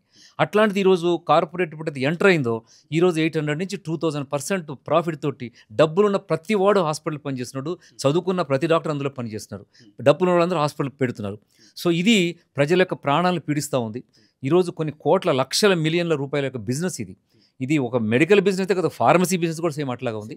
సో మేమందరం కూడా టైఅప్ అయి ఉంటుంది. ఈరోజు కరోనాలో మనం చూసాం, ఏ స్లమ్లో ఉన్నవాడు, ఏ బురదగుంటలో ఉన్నవాడు చనిపోలేదు. ఈరోజు అద్దాల మేడలో ఉన్నవాళ్ళు, ఆ కార్పొరేట్ హాస్పిటల్లో ఉన్నవాళ్ళు చనిపోయినారు. చనిపోయిన తర్వాత కూడా వీళ్ళు 70 లక్షలు 80 లక్షల రూపాయలు వసూలు చేసినట్టు ఇన్సిడెంట్స్ ఉన్నాయి, మా దృష్టిలో చాలా ఉన్నాయి. అందుకని ఇది చాలా చక్కటి ఉద్యమం, ప్రజల్లో చైతన్యాన్ని నింపే ఉద్యమం. సో ఈరోజు ఉదయకాంత్ గారు చేసేటువంటి ఒక ఉద్యమానికి మాలాంటి వాళ్ళందరూ సపోర్ట్ ఉంది. ఆయన ఎందుకు ఈ దీంట్లోకి వచ్చారో, ఆ స్పార్క్ ఎట్లా ఆయన బ్రెయిన్లో వచ్చిందో కానీ ఇది ప్రజలందరికీ చైతన్యపరిచే ఉద్యమం. ఇది తప్పకుండా ప్రజల్లో అవేర్నెస్ చేయాలి. కార్పొరేట్ సిస్టాన్ని మనం కంట్రోల్ చేయాల్సిన అవసరం ఉంది, ప్రభుత్వం కూడా ఇన్వాల్సిన అవసరం ఉంది. ఇప్పుడు మీరు చెప్పినట్టుగా కమిటీయే కాకుండా అసలు రేటు నిర్ధారించాలి. Either the government of India or the state government, ఈ రేటు ఇంతే ఉండాలి. పాయింట్లో అంటే ప్రైవేట్కి వెళ్తేనేమో ఇన్సూరెన్స్ పేరు మీద, లేకపోతే ఇన్సూరెన్స్ వాళ్ళను ఫ్రాడ్ చేసి ఎక్కువ డబ్బులు వస్తలేవు. ఇన్సూరెన్స్ అయితే వాళ్ళు కూడా ఇవ్వలేరు, కొన్ని నెగ్లెక్ట్ చేస్తారు, లేకపోతే ఈ డబ్బులు వస్తలేవు. ఇంకొకటి ఇక్కడ ప్రభుత్వం మంచి ఉద్దేశంతో 10 లక్షల రూపాయలు ఆరోగ్యశ్రీ ఇవ్వాలని పెట్టింది. దాంట్లో పైసలు వసూలు చేయడానికి వీళ్ళు ట్రీట్మెంట్ చేస్తా ఉన్నారు. ఆరోగ్యశ్రీని కూడా ఈరోజు కలుషితం చేసేసి కొల్యూట్ చేసిన ఈరోజు ఆరోగ్యశ్రీ కూడా వైఎస్ రాజశేఖర్ గారు చేసినటువంటి ఆ ఉద్యమం, అది ఒక మంచి స్కీమ్ని ఈరోజు కార్పొరేట్ ఇన్వాల్వ్ అయినారు. ఇన్సూరెన్స్ స్కీమ్ని అట్లా చేస్తున్నారు. సో ఆరోగ్యశ్రీ కూడా అలాగే చేస్తున్నారు. ఈఎస్ఐ అంటే ప్రతిదీ కూడా ఈరోజు సిఎంఆర్ ఫండ్ కూడా సిఎంఆర్ ఫండ్ కూడా ఇది కూడా సేమ్ అంతే. సో ఇవాళ ఇలాంటి ఇన్సిడెంట్స్ చాలా వస్తున్నాయి, మా దృష్టి కూడా చాలా వస్తున్నాయి. ఈరోజు ఆయనకు వేలల్లో కొంతమంది వస్తున్నారు ఈరోజు ఆయనకి. సో డెఫినెట్గా గవర్నమెంట్ ఇన్వాల్వ్ కావాల్సిందే, తప్పకుండా ఈ కార్పొరేట్ వాళ్ళ మోసాన్ని, వాళ్ళ మాఫియాని కట్టడి చేయాల్సిందే. ఇలాంటి ఉద్యమకారులకి మాలాంటి వాళ్ళందరూ మేము సపోర్ట్ చేస్తాం. డెఫినెట్గా ఆయన కాపాడుకోవాల్సిన బాధ్యత కూడా ప్రజలందరిది ఉంది. ఈరోజు మీరు ఇప్పుడు ఆఫీసర్గా పనిచేసారు, ఆ సందర్భంలో మీరు నిజాయితీగా పనిచేసి రైడ్లు చేయడం ఇవన్నీ చేశారు. సో ఆ సందర్భంలో పైనుంచి మీకు ప్రెజర్ వచ్చి ఉంటుంది, అలాంటి ఎలాంటి ప్రెజర్ వచ్చి ఉంటుంది? ఈ రోజు కూడా వాళ్ళ కేసులు తిరుగుతూనే ఉన్నాయి. ఈరోజు నేను క్లోజ్ చేసిన హాస్పిటల్ వాళ్ళ నా మీద పెట్టినా కూడా ఈరోజు నేను కేసులు తిరుగుతూనే ఉన్నాను. సో డెఫినెట్గా ప్రెషర్ ఉంటుంది. ఇందులో గవర్నమెంట్లో పనిచేసేదే పనిచేద్దామని పనిచేయలేదు లేదు, తప్పకుండా. తర్వాత కొంతమంది ఉద్యోగస్తుల పైన ఉన్నటువంటి అధికారులది ఉంటుంది. ఈరోజు కార్పొరేట్ సెక్టర్లో షేర్స్ అని కూడా ఈరోజు పెద్దలది ఉంది, చాలా లీడర్లది పెద్దలది అంతా ఉంది. వాళ్ళకి హాస్పిటల్స్ ఉన్నాయి, వాళ్ళ కాలేజీలు ఉన్నాయి. సో వాళ్ళు ఎక్కడి నుంచి కంట్రోల్ చేస్తారు వాళ్ళని? వాళ్ళతో మీరు ఫైట్ చేయలేకపోతున్నారు. చెయ్యలేము, ఎవరు చేయలేదు, నానే కాదు, ఎవరు నిజాయితీగా చేయాలనుకున్నా చేసే సిస్టమ్ అంతా అట్లా మ్యాండేట్గా దాన్ని ఫిక్స్ చేసి పెట్టారు. ఈరోజు కంప్యూటర్లో ప్రతిదానికి బిల్లు, అంటే కట్ వేస్తే బిల్లు, కట్టు తీస్తే బిల్లు, ఇంజక్షన్ వేస్తే బిల్లు, ఇంజక్షన్ తీస్తే బిల్లు, అంటే సూచర్ వేసినందుకు ఒక బిల్లు, సూచర్ రిమూవ్ చేసినందుకు ఒక బిల్లు. అరే సూచర్ వేయడమే బిల్లు తీసుకుంటాం కానీ సూచర్ రిమూవ్ చేయడం కూడా బిల్లు. అంటే ఇలాంటి ప్రతిదానికి ఒక సిస్టమ్ని చేసేసి ఒక బిజినెస్ని టోటల్గా టైఅప్ చేసి కంప్లీట్గా ఫిక్స్ చేసి పెట్టిన సిస్టమ్ ఇది కార్పొరేట్ ఈరోజు. సో దాన్ని ఎదుర్కోవాల్సిన పరిస్థితి అందరి మీద ఉంది. సో మీలాంటి ఈరోజు మీడియా ఏది ఉందో ఇది చాలా ఎన్లైటన్ చేస్తున్నారు ప్రజల్ని. సో ఒక అర్ధరాత్రి కూడా ఆయన వీడియో చూసి ఇంప్రెస్ అయ్యి వచ్చాము మేము ఇక్కడ. అలాంటి వాళ్ళు చాలామంది సపోర్ట్ చేస్తున్నారు, నా గ్రూప్, నా ఫ్రెండ్స్ అందరూ కూడా. సో డెఫినెట్గా ఇది ఏ రోజైనా సరే ప్రభుత్వం ఇన్వాల్వ్ కావాల్సిందే, ఇలాంటి వాళ్ళని కట్టడి చేయాల్సిందే, ప్రజల ప్రాణాలు కాపాడాల్సిందే, ప్రతి దానికి రేట్ ఫిక్స్ చేయాల్సిందే. ఇది ఇంత తీసుకోవడం లేదు. 70 లక్షలు, 50 లక్షలు, 10 లక్షలు, 1,60,000 ఏమిటండి అది? ఏ ఇన్వెస్టిగేషన్స్, ఎన్ని మిషన్స్, ఏ మిషన్ పెట్టుకో, ఈవెన్ ఒక సిటీ స్కాన్, ఎంఆర్ఐ స్కాన్ కూడా 3 కోట్ల కంటే 4 కోట్ల కంటే మించదు. దానికి ప్రతిరోజు వాళ్ళు చేసే లక్షల రూపాయలు ఎక్కడి నుంచి వస్తాయండి? సో కాబట్టి డెఫినెట్గా ప్రభుత్వం ఇన్వాల్వ్ కావాలి, ప్రజల్ని కాపాడుకోవాల్సిన బాధ్యత కూడా. ఆఫీసర్గా పనిచేసి మీరు ప్రభుత్వానికి ఎలాంటి సజెషన్స్? నేను అదే చెప్తున్నాను. నేను తప్పకుండా మీరు చెప్పిన ఒక కమిటీ ఏర్పాటు కావాల్సిందే, ప్రతి హాస్పిటల్ మీద ఒక నిఘా పెట్టాల్సిందే, విజిలెన్స్ అండ్ ఎన్ఫోర్స్మెంట్ ఉండాల్సిందే, ప్రతి వైద్యానికి అక్కడ ఎప్పుడైతే మేము రేట్ ప్లోట్ పెడుతున్నామో అట్లాగే ప్రతి దానికి కూడా ఇంతే ఉండాలి ఛార్జెస్, అంతకంటే ఎక్కువ ఉండొద్దు. డెఫినెట్గా పేషెంట్ అడ్మిట్ చేయటప్పుడు ముందే వాళ్ళు మాట్లాడాలి, బాబు దీనికి ఒక 50,000 ఖర్చు అవుతుంది, 1,00,000 ఖర్చు అవుతుంది, ఇంతకంటే కాదు అని చెప్పితే వాళ్ళ విల్లింగ్ తీసుకొని జాయిన్ చేయించాలి. అతని ప్రమేయం లేకుండా, అతని కన్సెంట్ లేకుండా మీరు యాంజియోగ్రామ్ చేస్తారు, మీరు ఒక సిఏబీజీ చేస్తారు, స్టెంటింగ్ చేస్తారు, డెడ్ బాడీ తీసుకొచ్చిస్తారు. ఇది ఎక్కడ అన్యాయం అండి? ఇది చాలా అన్యాయం, ఇది చాలా మోసము. సో ఇలాంటి దారుణాలని మాలాంటి వాళ్ళందరూ ఖండిస్తాం. డెఫినెట్గా ఉదయకాంత్ గారిని కూడా కాపాడుకుంటాం. ఆయన ఉద్యమానికి మేమందరం కూడా పరోక్షంగానో ప్రత్యక్షంగానో సపోర్ట్ చేసి ఈ ఉద్యమాన్ని ముందు తీసుకెళ్తామని ఈ సందర్భంగా మీ ద్వారా నేను ప్రజలకు తెలియజేస్తా ఉన్నాను. Thank you. మీరు ఇన్సూరెన్స్ దానిలో చేశారు కదా, ఇలా మాఫియా, హాస్పిటల్ మాఫియా ఇన్సూరెన్స్ వాళ్ళని కూడా తప్పుదోవ పట్టించి బిల్లులు వసూలు చేస్తారు. మీరు దీనిపైన ఏమంటారు? అది చాలా వాస్తవము. ఉదయకాంత్ గారికి ముందు నేను అభినందనలు తెలియజేస్తున్నాను. ఎందుకంటే ఇది ఒక ప్రజలకు సంబంధించినటువంటి విషయము. ఈ ఉద్యమాన్ని ప్రజల్లోకి తీసుకెళ్ళడానికి అంకురార్పణ చేసినందుకు ఆయనకు మనం అందరం రుణపడి ఉండాలి. రుణపడడం కాకుండా ప్రతి ఒక్కరూ ఈ వేవ్లో పాల్గొని, ముఖ్యంగా మీడియాకు నా యొక్క విన్నపం ఏంటంటే, ఇది చిన్న విషయం కాదు, ఇది చాలా పెద్ద విషయం. మీరు ఓపెన్గా స్కామ్స్ అయినప్పుడే స్కామ్స్ను హైలైట్ చేస్తుంది మీడియా. ఇది అంతర్గతంగా తెలియకుండా జరుగుతున్నటువంటి స్కామ్, లేదా ఓపెన్గా దోపిడీ చేస్తున్నటువంటి స్కామ్. కాబట్టి దీన్ని మీరు స్కామ్ కింద ట్రీట్ చేసి దీనిపైన చాలా హైలైట్ చేయాలని మీడియాకి నేను రిక్వెస్ట్ చేస్తూ, ఇక ఇన్సూరెన్స్ విషయానికి వస్తే మీరు అన్నది కరెక్ట్. ఇన్సూరెన్స్ కార్డు ఉందనగానే రేట్లు అంటే ట్రీట్మెంట్ ప్రాసెస్ కేస్ షీట్ రాయడమే కదా. కాబట్టి కేస్ షీట్లో ఉన్నాయి లేని అన్ని రాసేసి, లేదా అవసరం ఉన్నా లేకున్నా 4 రోజులకు బదులు 10 రోజులు పెట్టుకొని, అవసరం ఉన్నా లేకున్నా ఇన్వెస్టిగేషన్ చేసేసి, అవసరం ఉన్నా లేకున్నా 4 స్పెషలిస్ట్ 5 స్పెషలిస్ట్, ఇప్పుడు గ్యాస్ట్రో ప్రాబ్లంతో జాయిన్ అయినానికి హార్ట్ స్పెషలిస్ట్ వస్తాడు, లెగ్ స్పెషలిస్ట్ వస్తాడు, ఆర్థో స్పెషలిస్ట్ వస్తాడు, తర్వాత కిడ్నీ స్పెషలిస్ట్ వస్తాడు. మీరు చూడండి రిపోర్ట్స్ చూస్తే. కాబట్టి ఇంతమంది స్పెషలిస్టులు అవసరమైంది అంటే ఇంకా మీ స్కిల్ ఎక్కడ పోయింది? అంటే డాక్టర్గా మీరు ట్రీట్మెంట్ ఇస్తున్నప్పుడు మీకుండే స్కిల్ ఉంటుంది కదా. ఈయనది ఏంటి, వెనకటికి నాడి బట్టి చెప్పేవాళ్ళు, ఈయనకు హార్ట్ ప్రాబ్లం ఉందా, కిడ్నీ ప్రాబ్లం ఉందా, స్టమక్ ప్రాబ్లం ఉందా, వామిటింగ్ అవుతుందా, నాడి బట్టి మీ రోగ నిర్ధారణ జరిగేది. ఈరోజు ఇంత మెకానిజం ఉండి, ఇంత అడ్వాన్స్డ్ టెక్నాలజీ వచ్చిన తర్వాత ప్రతి ఒక్క టెస్ట్ చేయాల్సిన అవసరం ఏముంది? ఆయనకి ఏదైతే రిక్వైర్మెంట్ ఉందో అది చేస్తే సరిపోతుంది. అలా కాకుండా ఇప్పుడు ఉన్నలేని టెస్టులన్నీ చేయడము, ఆ బిల్లు వాళ్ళ మీద వేయడం. ఇప్పుడు ఇందాక ఒక కేసు వచ్చింది, మేము విన్నాం. ఆయనకు ఓన్లీ ఇన్వెస్టిగేషన్ చేసి 1,60,000 రూపాయలు ఛార్జ్ చేశారు తనకి. సో 1,60,000 నిజానికి ఇన్సూరెన్స్ కంపెనీలో ఆ రూల్ ఉంది ఏంటంటే, ఓన్లీ ఇన్వెస్టిగేషన్స్ కోసం హాస్పిటల్కి వెళ్తే అది ఇవ్వడానికి లేదు. ఎందుకంటే ఇన్సూరెన్స్ పాలసీ అమ్మేది దేనికంటే, ఇచ్చేది దేనికంటే, మీకు ఏదైనా జరగకూడని ఆపద, ఇల్నెస్ అంటే ఒక రోగం మీకు వస్తే దానికి ట్రీట్మెంట్కు డబ్బులు ఇస్తారు. అయితే వాళ్ళు ఏం చేశారు, వాళ్ళు అదంతా చెప్పకుండా 40,000కి ఫస్ట్ అక్కడ నుంచి ఏదో రాసి ఉంటారు, డిసీజ్ ఏదో రాస్తారు. ఇనీషియల్ అప్రూవల్ వచ్చింది కదా 40,000కి, అంటే ఏదో డిసీజ్ రాసి పంపించారు. తర్వాత వీళ్ళు లైన్ ఆఫ్ ట్రీట్మెంట్ ఏమీ చేయకుండా సింపుల్గా నెగ్లిజెన్స్తో ఆ ఇన్వెస్టిగేషన్స్ రిపోర్ట్ పంపించుంటారు ఫైనల్ శాంక్షన్కి. పంపించినప్పుడు న్యాచురల్ ఇన్సూరెన్స్ కంపెనీ ఏమంటుంది, మా ఇన్సూరెన్స్ కంపెనీలో ఒక క్లాజ్ ఉంటుంది ఖచ్చితంగా, ఓన్లీ ఇన్వెస్టిగేషన్స్ నాట్ పేబుల్. మరి ఓన్లీ ఇన్వెస్టిగేషన్ చేసి లైన్ ఆఫ్ ట్రీట్మెంట్ చేయకుండా నువ్వు ఎవరిని మోసం చేసినట్టు ముందే చెప్పాలి కదా వాళ్ళకి, పేషెంట్కి, బాబు నీకు ఎలాంటి డిసీజ్ లేదు, ఫస్ట్ ఇన్వెస్టిగేషన్స్ అయిన తర్వాతనే మేము హాస్పిటలైజ్ చేసుకుంటాం. నువ్వు హాస్పిటలైజేషన్ ఎందుకు చేసుకున్నావు? ఇన్వెస్టిగేషన్స్కి హాస్పిటలైజేషన్కి సంబంధం ఏంది? సో చాలా క్లియర్ కట్ కేసు అది, చాలా క్లియర్ కట్ కేసు. కావాలని డబ్బులు దొబ్బడానికి ఆయనను 4 రోజుల్లో 2 రోజుల్లో పెట్టుకొని ఇన్వెస్టిగేషన్లన్నీ చేసి పంపించాడు. అది తెలిసి పాపం పేషెంట్కి ఏం తెలుస్తుంది? Patient innocent. ఈ ఇన్సూరెన్స్ అనేది కానీ లేదంటే చట్టాలు అనేటివి ఒక సపరేట్ స్కిల్ ఉన్న నాలెడ్జబుల్ పర్సన్కే తెలుస్తుంది. సో నువ్వు అది చెప్పవు, తర్వాత జాయిన్ చేసుకుంటావు, వాళ్ళని అనవసరంగా ఈ పేషెంట్లను ఇబ్బంది పెడతావు. ఇదే నేను అన్నాను కదా స్కామ్. ఎగ్జాక్ట్లీ నా ఎక్స్పీరియన్స్లో కూడా చెప్తున్నా కదా. ఇప్పుడు ఒక అతనికి కడుపు నొప్పి వచ్చి హాస్పిటల్లో జాయిన్ అయ్యాడు, మా తెలిసిన అతను. హాస్పిటల్లో జాయిన్ చేసుకున్నారు, ఏదో లైన్ ఆఫ్ ట్రీట్మెంట్ ఇచ్చారు. ఇచ్చిన తర్వాత 2 రోజులకో 3 రోజులకో పిలిచి ఇది అపెండిసైటిస్ ఉంది, అర్జెంట్గా చేయాలని కౌన్సిలింగ్ చేస్తున్నారు. అసలు అపెండిసైటిస్ అంటే అర్జెంట్ ఉండి 24 అవర్స్లో చేయాల్సింది జనరల్గా. ఆయన 3 రోజులు బాగానే ఉన్నాడు కదా, అదేదో సమ్ గ్యాస్ట్రిక్ ఇష్యూ ఏదో ఉంటుంది. సో 3 రోజుల తర్వాత యూఆర్ కౌన్సిలింగ్ అని అంటే ఏంటి? ఇతని దగ్గర కూడా ఏదో సర్జరీ చేయాలి, అది తీసేసేయాలి, డబ్బులు తీసుకోవాలి. సో ఈ రకమైనటువంటి ట్రెండ్ బాగా మార్కెట్లో ఉంది కాబట్టి, కార్పొరేటైజేషన్ అయిపోయింది కాబట్టి, అట్లానే ఇన్సూరెన్స్లో ఉన్నటువంటి ఈ లొసుగులని సొమ్ము చేసుకొని అటు ఇన్సూరెన్స్ కంపెనీని దోపిడీ చేయడం. ఇప్పుడు ఇన్సూరెన్స్ కంపెనీ అయితేనేమో 1,28,000 ఎట్లా అవుతుంది, నీకు ఇన్వెస్టిగేషన్స్ వ్యక్తిగతంగా చేసుకుంటే 1,60,000 ఎట్లా అవుతుంది? ఒకటే కదా చేసింది. సో కాబట్టి ఈ రకంగా ప్రతి పౌరుడికి నేను చెప్పేది ఏంటంటే, మీరు ఈ ఉద్యమంలో కలిసి రావాలి. మీరు ఖచ్చితంగా ఈరోజు మీరు పేషెంట్ అవ్వకపోవచ్చు, మీరు యంగ్ అండ్ ఎనర్జెటిక్ ఉండొచ్చు, tomorrow you may become patient.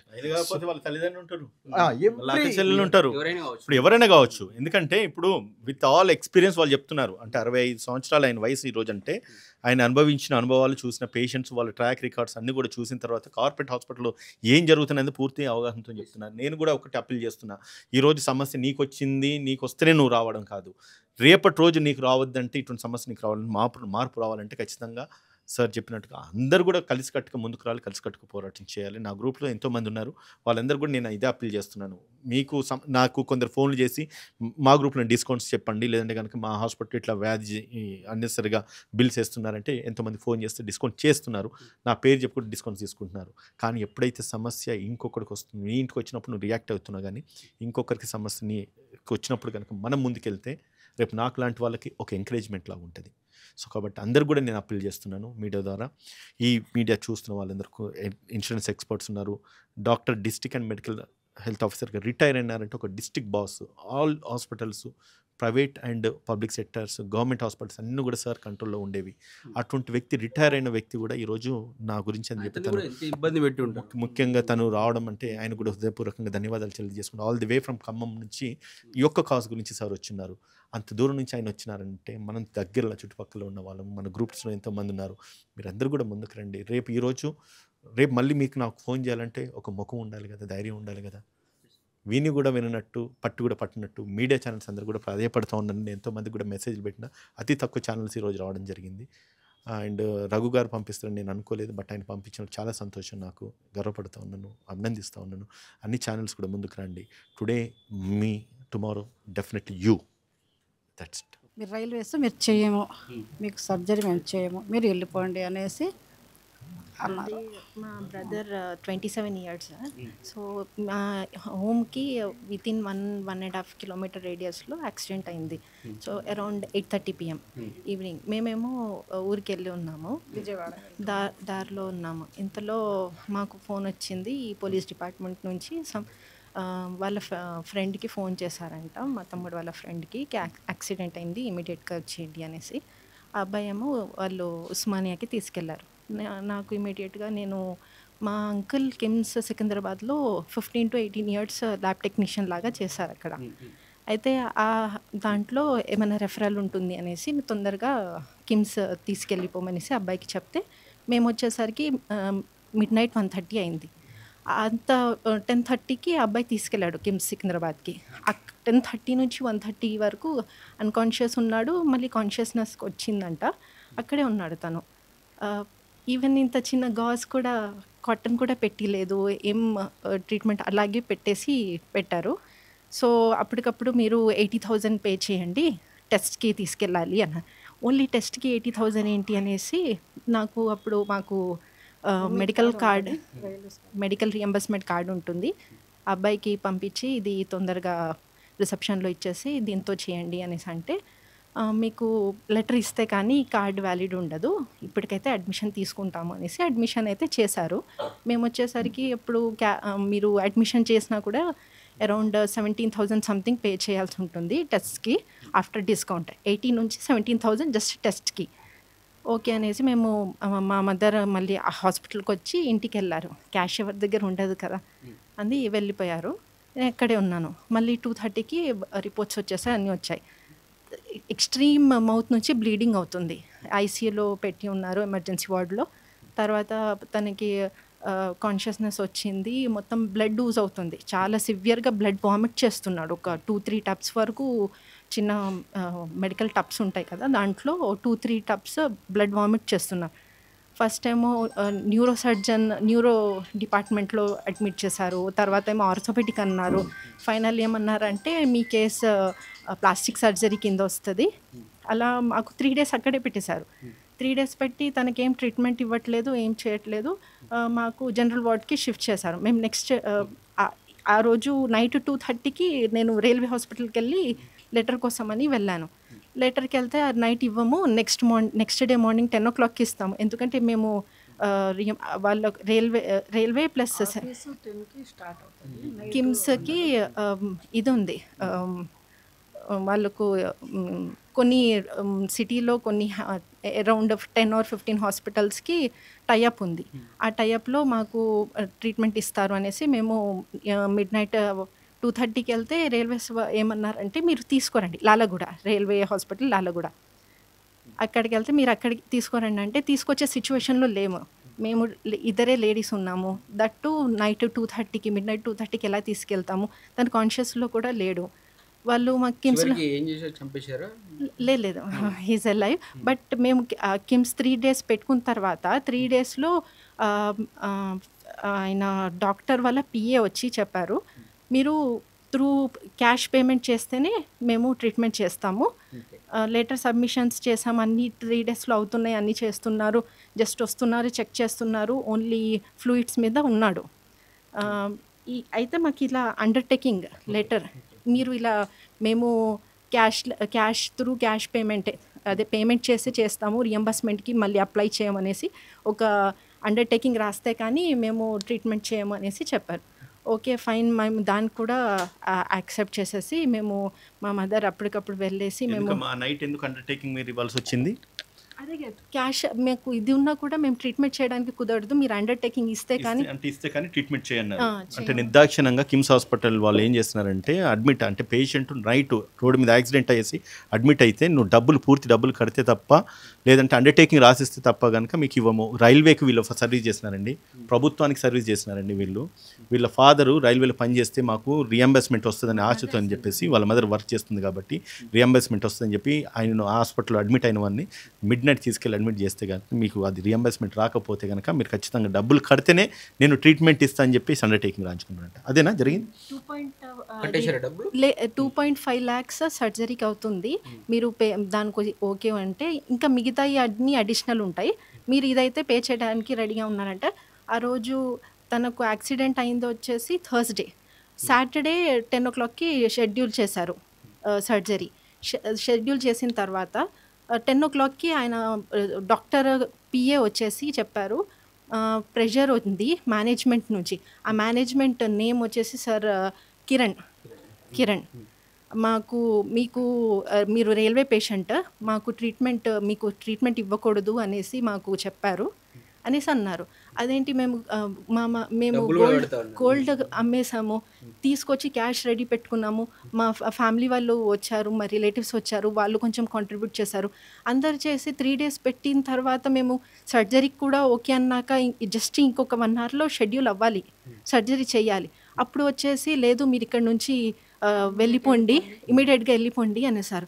మేమందరం బ్లాంక్గా ఉన్నాము, అదేంటి సర్జరీ ఉంది, అందరు ప్రిపేర్డ్గా ఉన్నాము, అన్నీ చేసిన తర్వాత వెళ్ళిపోమంటున్నారు ఏంటి అనేసి మేము కూడా 10 o'clock నుంచి సరే అనేసి మాకు డిశ్చార్జ్ ఇవ్వండి అంటే అక్కడ డిశ్చార్జ్ చేయడానికి అరౌండ్ 10 నుంచి 2:30 చేశారు ఆఫ్టర్నూన్. ఏంటిది ముందంట న్యూరో డిపార్ట్మెంట్ నుంచి ఆర్థో డిపార్ట్మెంట్, ఆర్థో నుంచి ప్లాస్టిక్ సర్జరీ డిపార్ట్మెంట్కి మొత్తం షఫుల్ చేసి మాకు డిశ్చార్జ్ సమ్మరీ అప్పుడు ఇచ్చారు. మళ్ళీ మేము అక్కడి నుంచి యశోదాకి వెళ్ళాము, సికింద్రాబాద్ యశోద, మళ్ళీ అపోలో, అలా 2-3 హాస్పిటల్స్కి వెళ్ళి అక్కడ చెప్పారు లేదు మీరు రైల్వేస్ కదా లేదు అనేసారు. సరే అనేసి మాకు through referral Medicover Hitec City అక్కడికి వెళ్తే జస్ట్ 1.5 lakhsలో ఆయన డాక్టర్ ఇదే same surgery doctor Rajasekhar sir ఏమో అదే సర్జరీ దట్టు మంచి ఇంప్లాంట్స్ వేసి తను వితిన్ 2 daysలో డిశ్చార్జ్ అయ్యేలాగా ఆయన బాగా చేశారు. ఇక్కడ మాకు 3 days పెట్టుకొని మేము ట్రీట్మెంట్ చేయము అనేసి అన్నారు. ఆ రీజనింగ్ ఇప్పటి వరకు తెలియదు. ఇంకొక అక్కడ తర్వాత మేము 18,000 పే చేశాను అని చెప్పాను కదా జస్ట్ టెస్ట్స్కి. 80,000 చెప్పారు, 17,500 సంథింగ్ బిల్ వచ్చింది. ఆ బిల్ మేము పే చేసాం.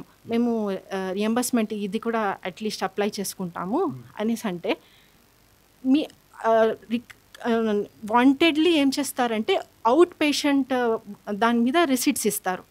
అక్కడ అడ్మిట్ అయితే ఇన్ పేషెంట్ అవుతారు కానీ అవుట్ పేషెంట్ ఎలా అవుతారు? అవుట్ పేషెంట్ బిల్స్ ఇస్తారు. అక్కడ మా రియంబర్స్మెంట్ కోసం సిగ్నేచర్స్ అండ్ స్టాంప్స్ కావాలి. వెళ్ళండి అంటే ఆ ఫ్లోర్ వెళ్ళండి, ఈ ఫ్లోర్ వెళ్ళండి, అక్కడ వెళ్ళండి, ఇక్కడ వెళ్ళండి, మొత్తం తిప్పుతూ మాది కాదు, మా బ్రాంచ్ కాదు, మాకు ఏదో ఒక రీజనింగ్తో చెప్పారు.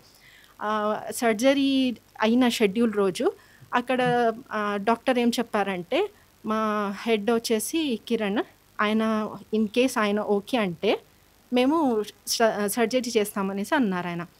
ఆయన కోసము 2:30 నుంచి 4:30 we're just shuffling around the floors, పైన కింద పైకి కిందికి అలాగే తిరుగుతున్నాం. ఆయన బయట లేడీ ఉన్నారు, సెక్యూరిటీ పిఏ ఉన్నారు, ఎవరో తెలీదు. చెప్పాము మా సార్ని కలవాలి అంటే ఆయన ఫోన్ కాన్వర్జేషన్లో నేను లేనని చెప్పేయండి, ఓవర్ వినిపిస్తుంది కదా ఆయన లేనని చెప్పేయండి అనేసి అంటున్నారు. రిసెప్షన్లో అడిగితే మీరు ఆయన సార్ ఎక్కడ ఉంటారు, ఏ ఫ్లోర్లో ఉంటారంటే మాకు తెలియదు. అంటే రిసెప్షన్లో వర్క్ చేసే వాళ్ళకి ఆయన ఏ ఫ్లోర్లో ఉంటారు మీ మేనేజ్మెంట్ మీకు తెలీదా? ఏ రూమ్లో ఉంటారు తెలీదా? తర్వాతకి మాకు తెలిసింది ఆయన 14th floorలో ఉంటారనేసి. అసలు వెళ్ళనివ్వట్లేదు, కలవనివ్వట్లేదు. అట్లీస్ట్ మేము రిక్వెస్ట్ చేసుకుంటాము, మేము పే చేస్తాం. తర్వాత ఏం చెప్పారంటే మీరు వెళ్ళేసి తర్వాత రియంబర్స్మెంట్ చేసి మాకు ఇవ్వలేదు అనేసి మీరు కేసు పెడతారు, అందుకోసం అనేసి మాకు చేయొద్దు అనేసి డాక్టర్ చెప్పారు అన్నారు. అప్పుడు రిలీజ్ అయ్యారు వాళ్ళు. తర్వాత మేము రియంబర్స్ పెట్టుకున్న తర్వాత అక్కడ రైల్వేస్ ఎండి చెప్తా చూడండి 30 cases అయిపోయినాయి, ఇంకొక కేసు వచ్చింది. మా రైల్వే డాక్టర్ ఎండి కూడా అతను అలాగే రైల్వే ఎండి తీసుకెళ్ళి సార్ ఇలా కిమ్స్ వాళ్ళు ఇలా చేశారు, అబ్బాయికి నేను ప్రైవేట్గా బయటకు తీసుకెళ్ళాను రియంబర్స్మెంట్ ఇవి అనేసి అంటే ఇది ఎమర్జెన్సీ కేసు కాదు కదా, delivery case emergency. Road accident అయితే ఎమర్జెన్సీ కాకుండా ఎందుకుంటదమ్మా? రోడ్ యాక్సిడెంట్ రైల్వే ఎండి కూడా అదే మాట అంటున్నాడు. ఎవరమ్మా ఎండి? రైల్వే ఎండి ఎవరు? పేరు అయితే తెలియదు. ఎక్కడ, ఏ బ్రాంచ్? సికింద్రాబాద్ లాలాగూడ రైల్వే ఎండి ఎవరైతే ఉన్నారో మీకు అల్టిమేట్ వార్నింగ్ ఒకటి, ఉద్యోగాలు మీరు చేస్తున్నారు, ప్రభుత్వం కింద పనిచేస్తున్నారు అంటే ప్రభుత్వం జీతం ఇస్తున్నారు కాబట్టి వాళ్ళ కింద మీరు పనిచేస్తున్నారు. ఇటువంటి వాళ్ళని హరాస్ చేస్తే ఉద్యోగాలు పోతాయి. కాబట్టి ఇటువంటిది ఏదైనా ఉంటే కనుక ఇమీడియట్గా వాళ్ళ మీద వాళ్ళకి కావాల్సిన రియంబర్స్మెంట్ ఏర్పాటు చేయండి. లేదంటే కనుక మీ మీద ministry of railway compulsory complete ఇవ్వడం జరుగుతుంది. మాకు రియంబర్స్మెంట్ వచ్చింది సార్, మాకు ఆల్మోస్ట్ 2.5 lakhs ఎక్స్పెండిచర్ వచ్చింది. మాకు ఇచ్చిన ఎక్స్పెండిచర్ 18,574. 2.5 almost 2.5 lakhs expenditure. మేము గోల్డ్ అమ్మేసుకొని కట్టుకున్నారు. ఈ మెడికవర్ హాస్పిటల్లో 2.5 lakhs కట్టుకున్నారు. ప్రభుత్వం నుంచి గవర్నమెంట్ ఆమె జీతం రైలుకి పని చేస్తే ఆమెకి ఇచ్చిన రియంబర్స్మెంట్ కేవలం 18,000 రూపాయలు మాత్రమే. అంటే 18,000 రూపాయలు వాళ్ళు సర్టిఫై చేస్తూ గవర్నమెంట్ అధికారి ఏమో రియంబర్స్మెంట్ ఇస్తారు, హాస్పిటల్స్ ఏమో 2-2.5 లక్షల రూపాయలు బిల్ వేస్తున్నారంటే హాస్పిటల్స్ పరిస్థితి ఈరోజు కార్పొరేట్ హాస్పిటల్ పరిస్థితి ఎట్లా ఉన్నది? నువ్వు డబ్బులు ఇవ్వమంటే కిమ్స్ హాస్పిటల్ బేగంపేట బ్రాంచ్ వాడు ట్రీట్మెంట్ కూడా చేయకుండా ఆ నిర్దాక్షిణంగా ఇద్దరు ఆడవాళ్ళను రైల్వే 30 cases డిపార్ట్మెంట్ కు చెప్పే ప్రయత్నం చేయలేదు. అదే సార్ అన్ని డిపార్ట్మెంట్ వాళ్ళు మేము అంతే ఇవ్వగలుగుతాం వాళ్ళు వాళ్ళు మళ్ళీ కలిసి ఉన్నారేమో మాకు టారిఫ్ తెలీదు. ఇంతే ఉంటుంది అనేసి అన్నారు. ఎంత అంత అబ్నార్మల్ ఉంటుంది? 2 లక్షల నుంచి 18,000కు అంత అబ్నార్మల్ ఉంటుందా సార్? మీరే చెప్పాలి దీని మీద ఒకసారి మీ ఒపీనియన్ ఏంటి సార్? రైల్వే వాళ్ళకు వాళ్ళు ఇచ్చిన బెనిఫిట్ ఏమో 18,000 అంట, కార్పొరేట్ హాస్పిటల్లో వాళ్ళకైన బిల్లు 2,20,000. ఎట్లా ఉంటుంది సార్ అది?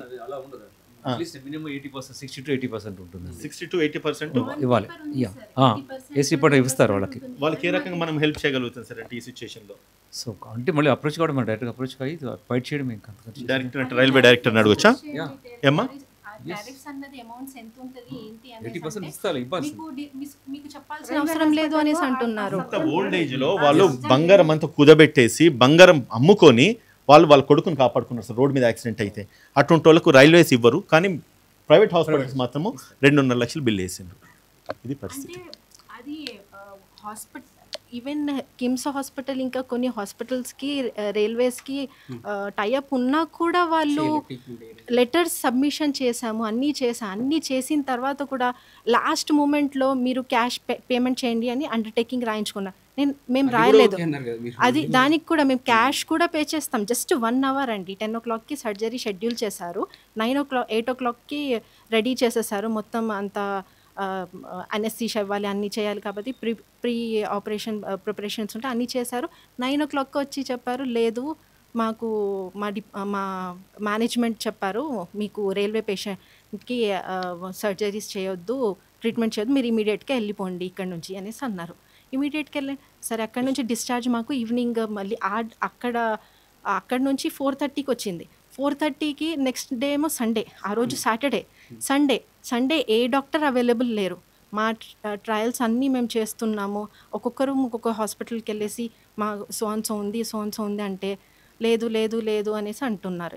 ఎందుకు అంటే మీరు ప్లాస్టిక్ సర్జరీ డిపార్ట్మెంట్ అంటే ఏ సర్జన్ ఎప్పుడు ఎక్కడ ట్రీట్మెంట్ చేయాలన్నది అయితే టైం పాస్ చేసి. కిమ్స్ హాస్పిటల్ బిల్సే కదా ఇవన్నీ కూడా.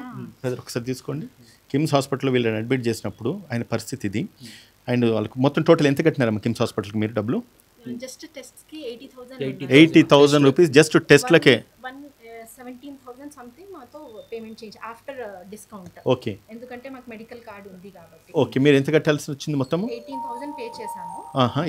18 ఓకే 18,000 ఓకే పే చేసి మాకు సర్జరీకి 2.5 lakhs అవుతుంది అన్నారు. ఓకే, 2.5 అంటే మేము దానికి కూడా ప్రిపేర్ అయిపోయి ఉన్నాము. అది అయిపోయిన తర్వాత లేదు అనగానే మేము 2-3 డిఫరెంట్ హాస్పిటల్స్ ట్రై చేసిన తర్వాత మెడికవర్ హైటెక్ సిటీలో 1.5 lakhs లో మొత్తం 1.5 lakhs అండ్ 2.5 lakhs. ఎందుకు అంత డిఫరెన్స్ వేరియేషన్ వస్తుంది సార్? ఇక్కడ టెక్నికల్లీ వాళ్ళు ఎందుకు రిఫ్యూజ్ చేసి ఉంటారంటే రైల్వేస్తో టైఅప్ ఉంటుంది కిమ్స్ హాస్పిటల్ ఉన్నప్పుడు. ఎప్పుడైతే టైఅప్ ఉంటుందో ఆ రేట్స్ డిఫరెంట్గా ఉంటాయి. ఇప్పుడు మీతో నేను టైఅప్ చేసుకున్నప్పుడు మార్కెట్లో నేను ఎంత వసూలు చేస్తానో అనవసరం.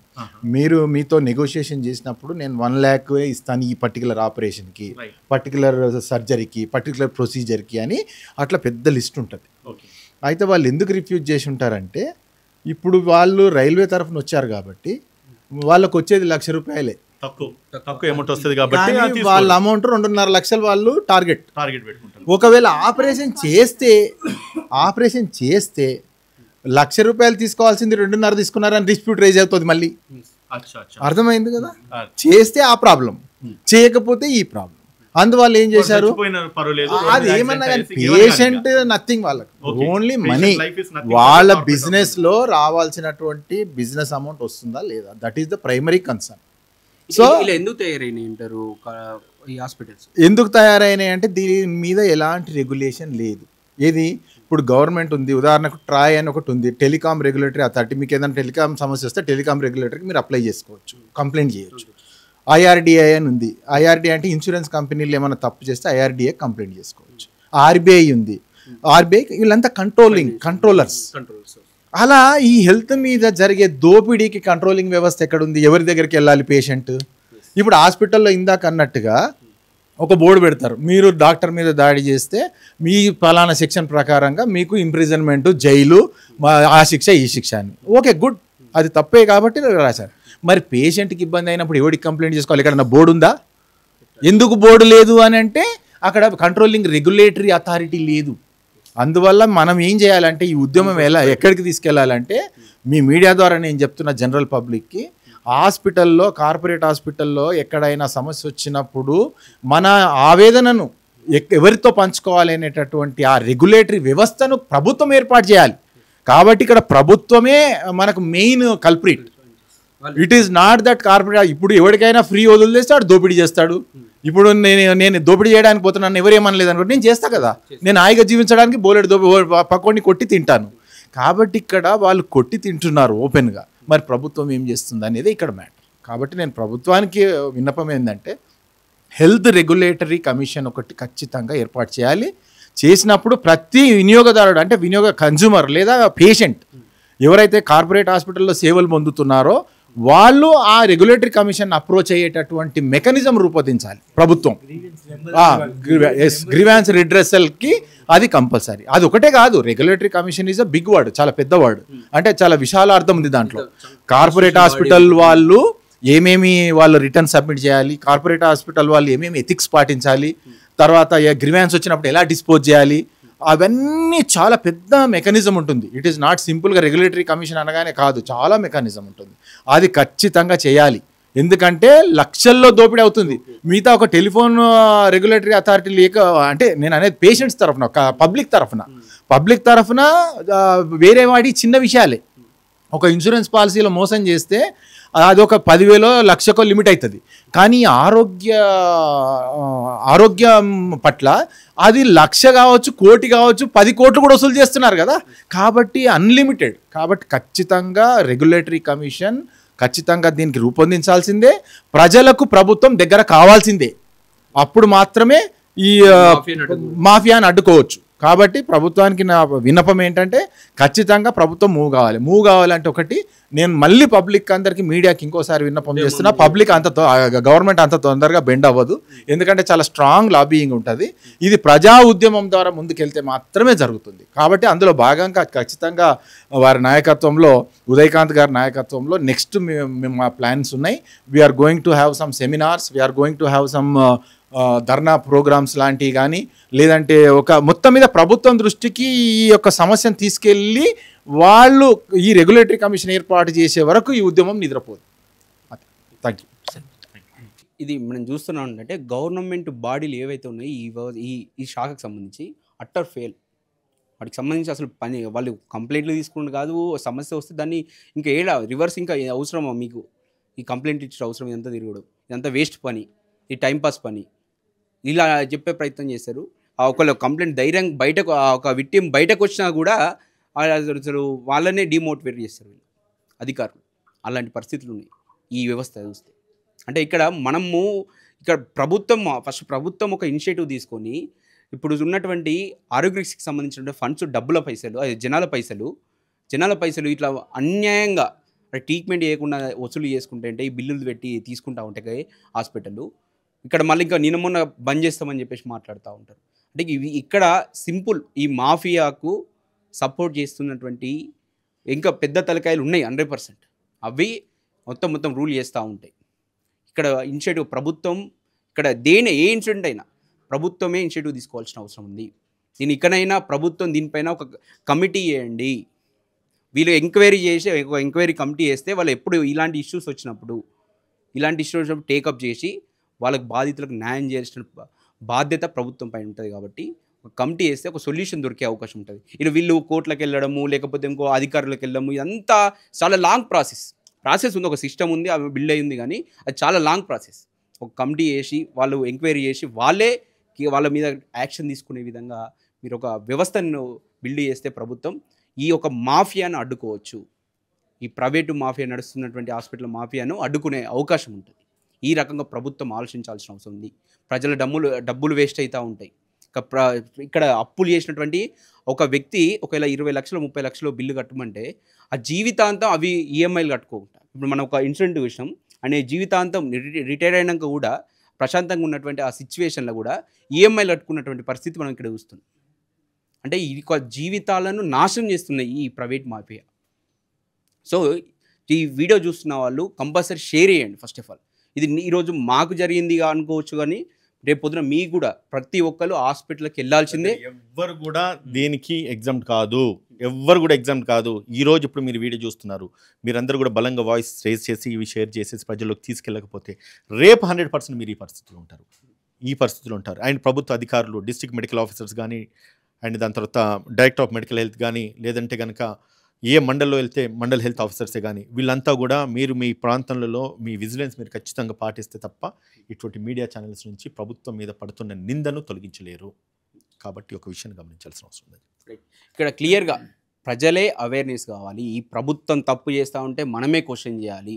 ఈ వ్యవస్థను మాఫియా ఎవరు నడుపుతున్నారో వాళ్ళను అరికట్టాలంటే ప్రభుత్వం నుంచి అయితే, కాబట్టి ప్రభుత్వాన్ని మీద మనం ప్రెజర్ తెచ్చినప్పుడు సొసైటీ పరంగా ఈరోజు చిన్న మీరు ఏం చేయకండి, మీకు ఎక్కడన్నా హాస్పిటల్కి పోయినప్పుడు అన్యాయం జరిగింది, ఇబ్బంది అనిపిస్తే ఒక్క వాయిస్ వినిపించండి. సోషల్ మీడియా ఉంది ఈరోజు మేము మీడియా ఛానల్లే అక్కడికి రానాల్సిన అవసరం లేదు. మీరే మీడియా ఛానల్గా మారచ్చు. మీరే చిన్న వాయిస్ తీసి సోషల్ మీడియాలో పెడితే మీకే న్యాయం జరిగే అవకాశం ఉంటుంది. అలాంటి అవేర్నెస్ మనం కలిగించుకోవాలి.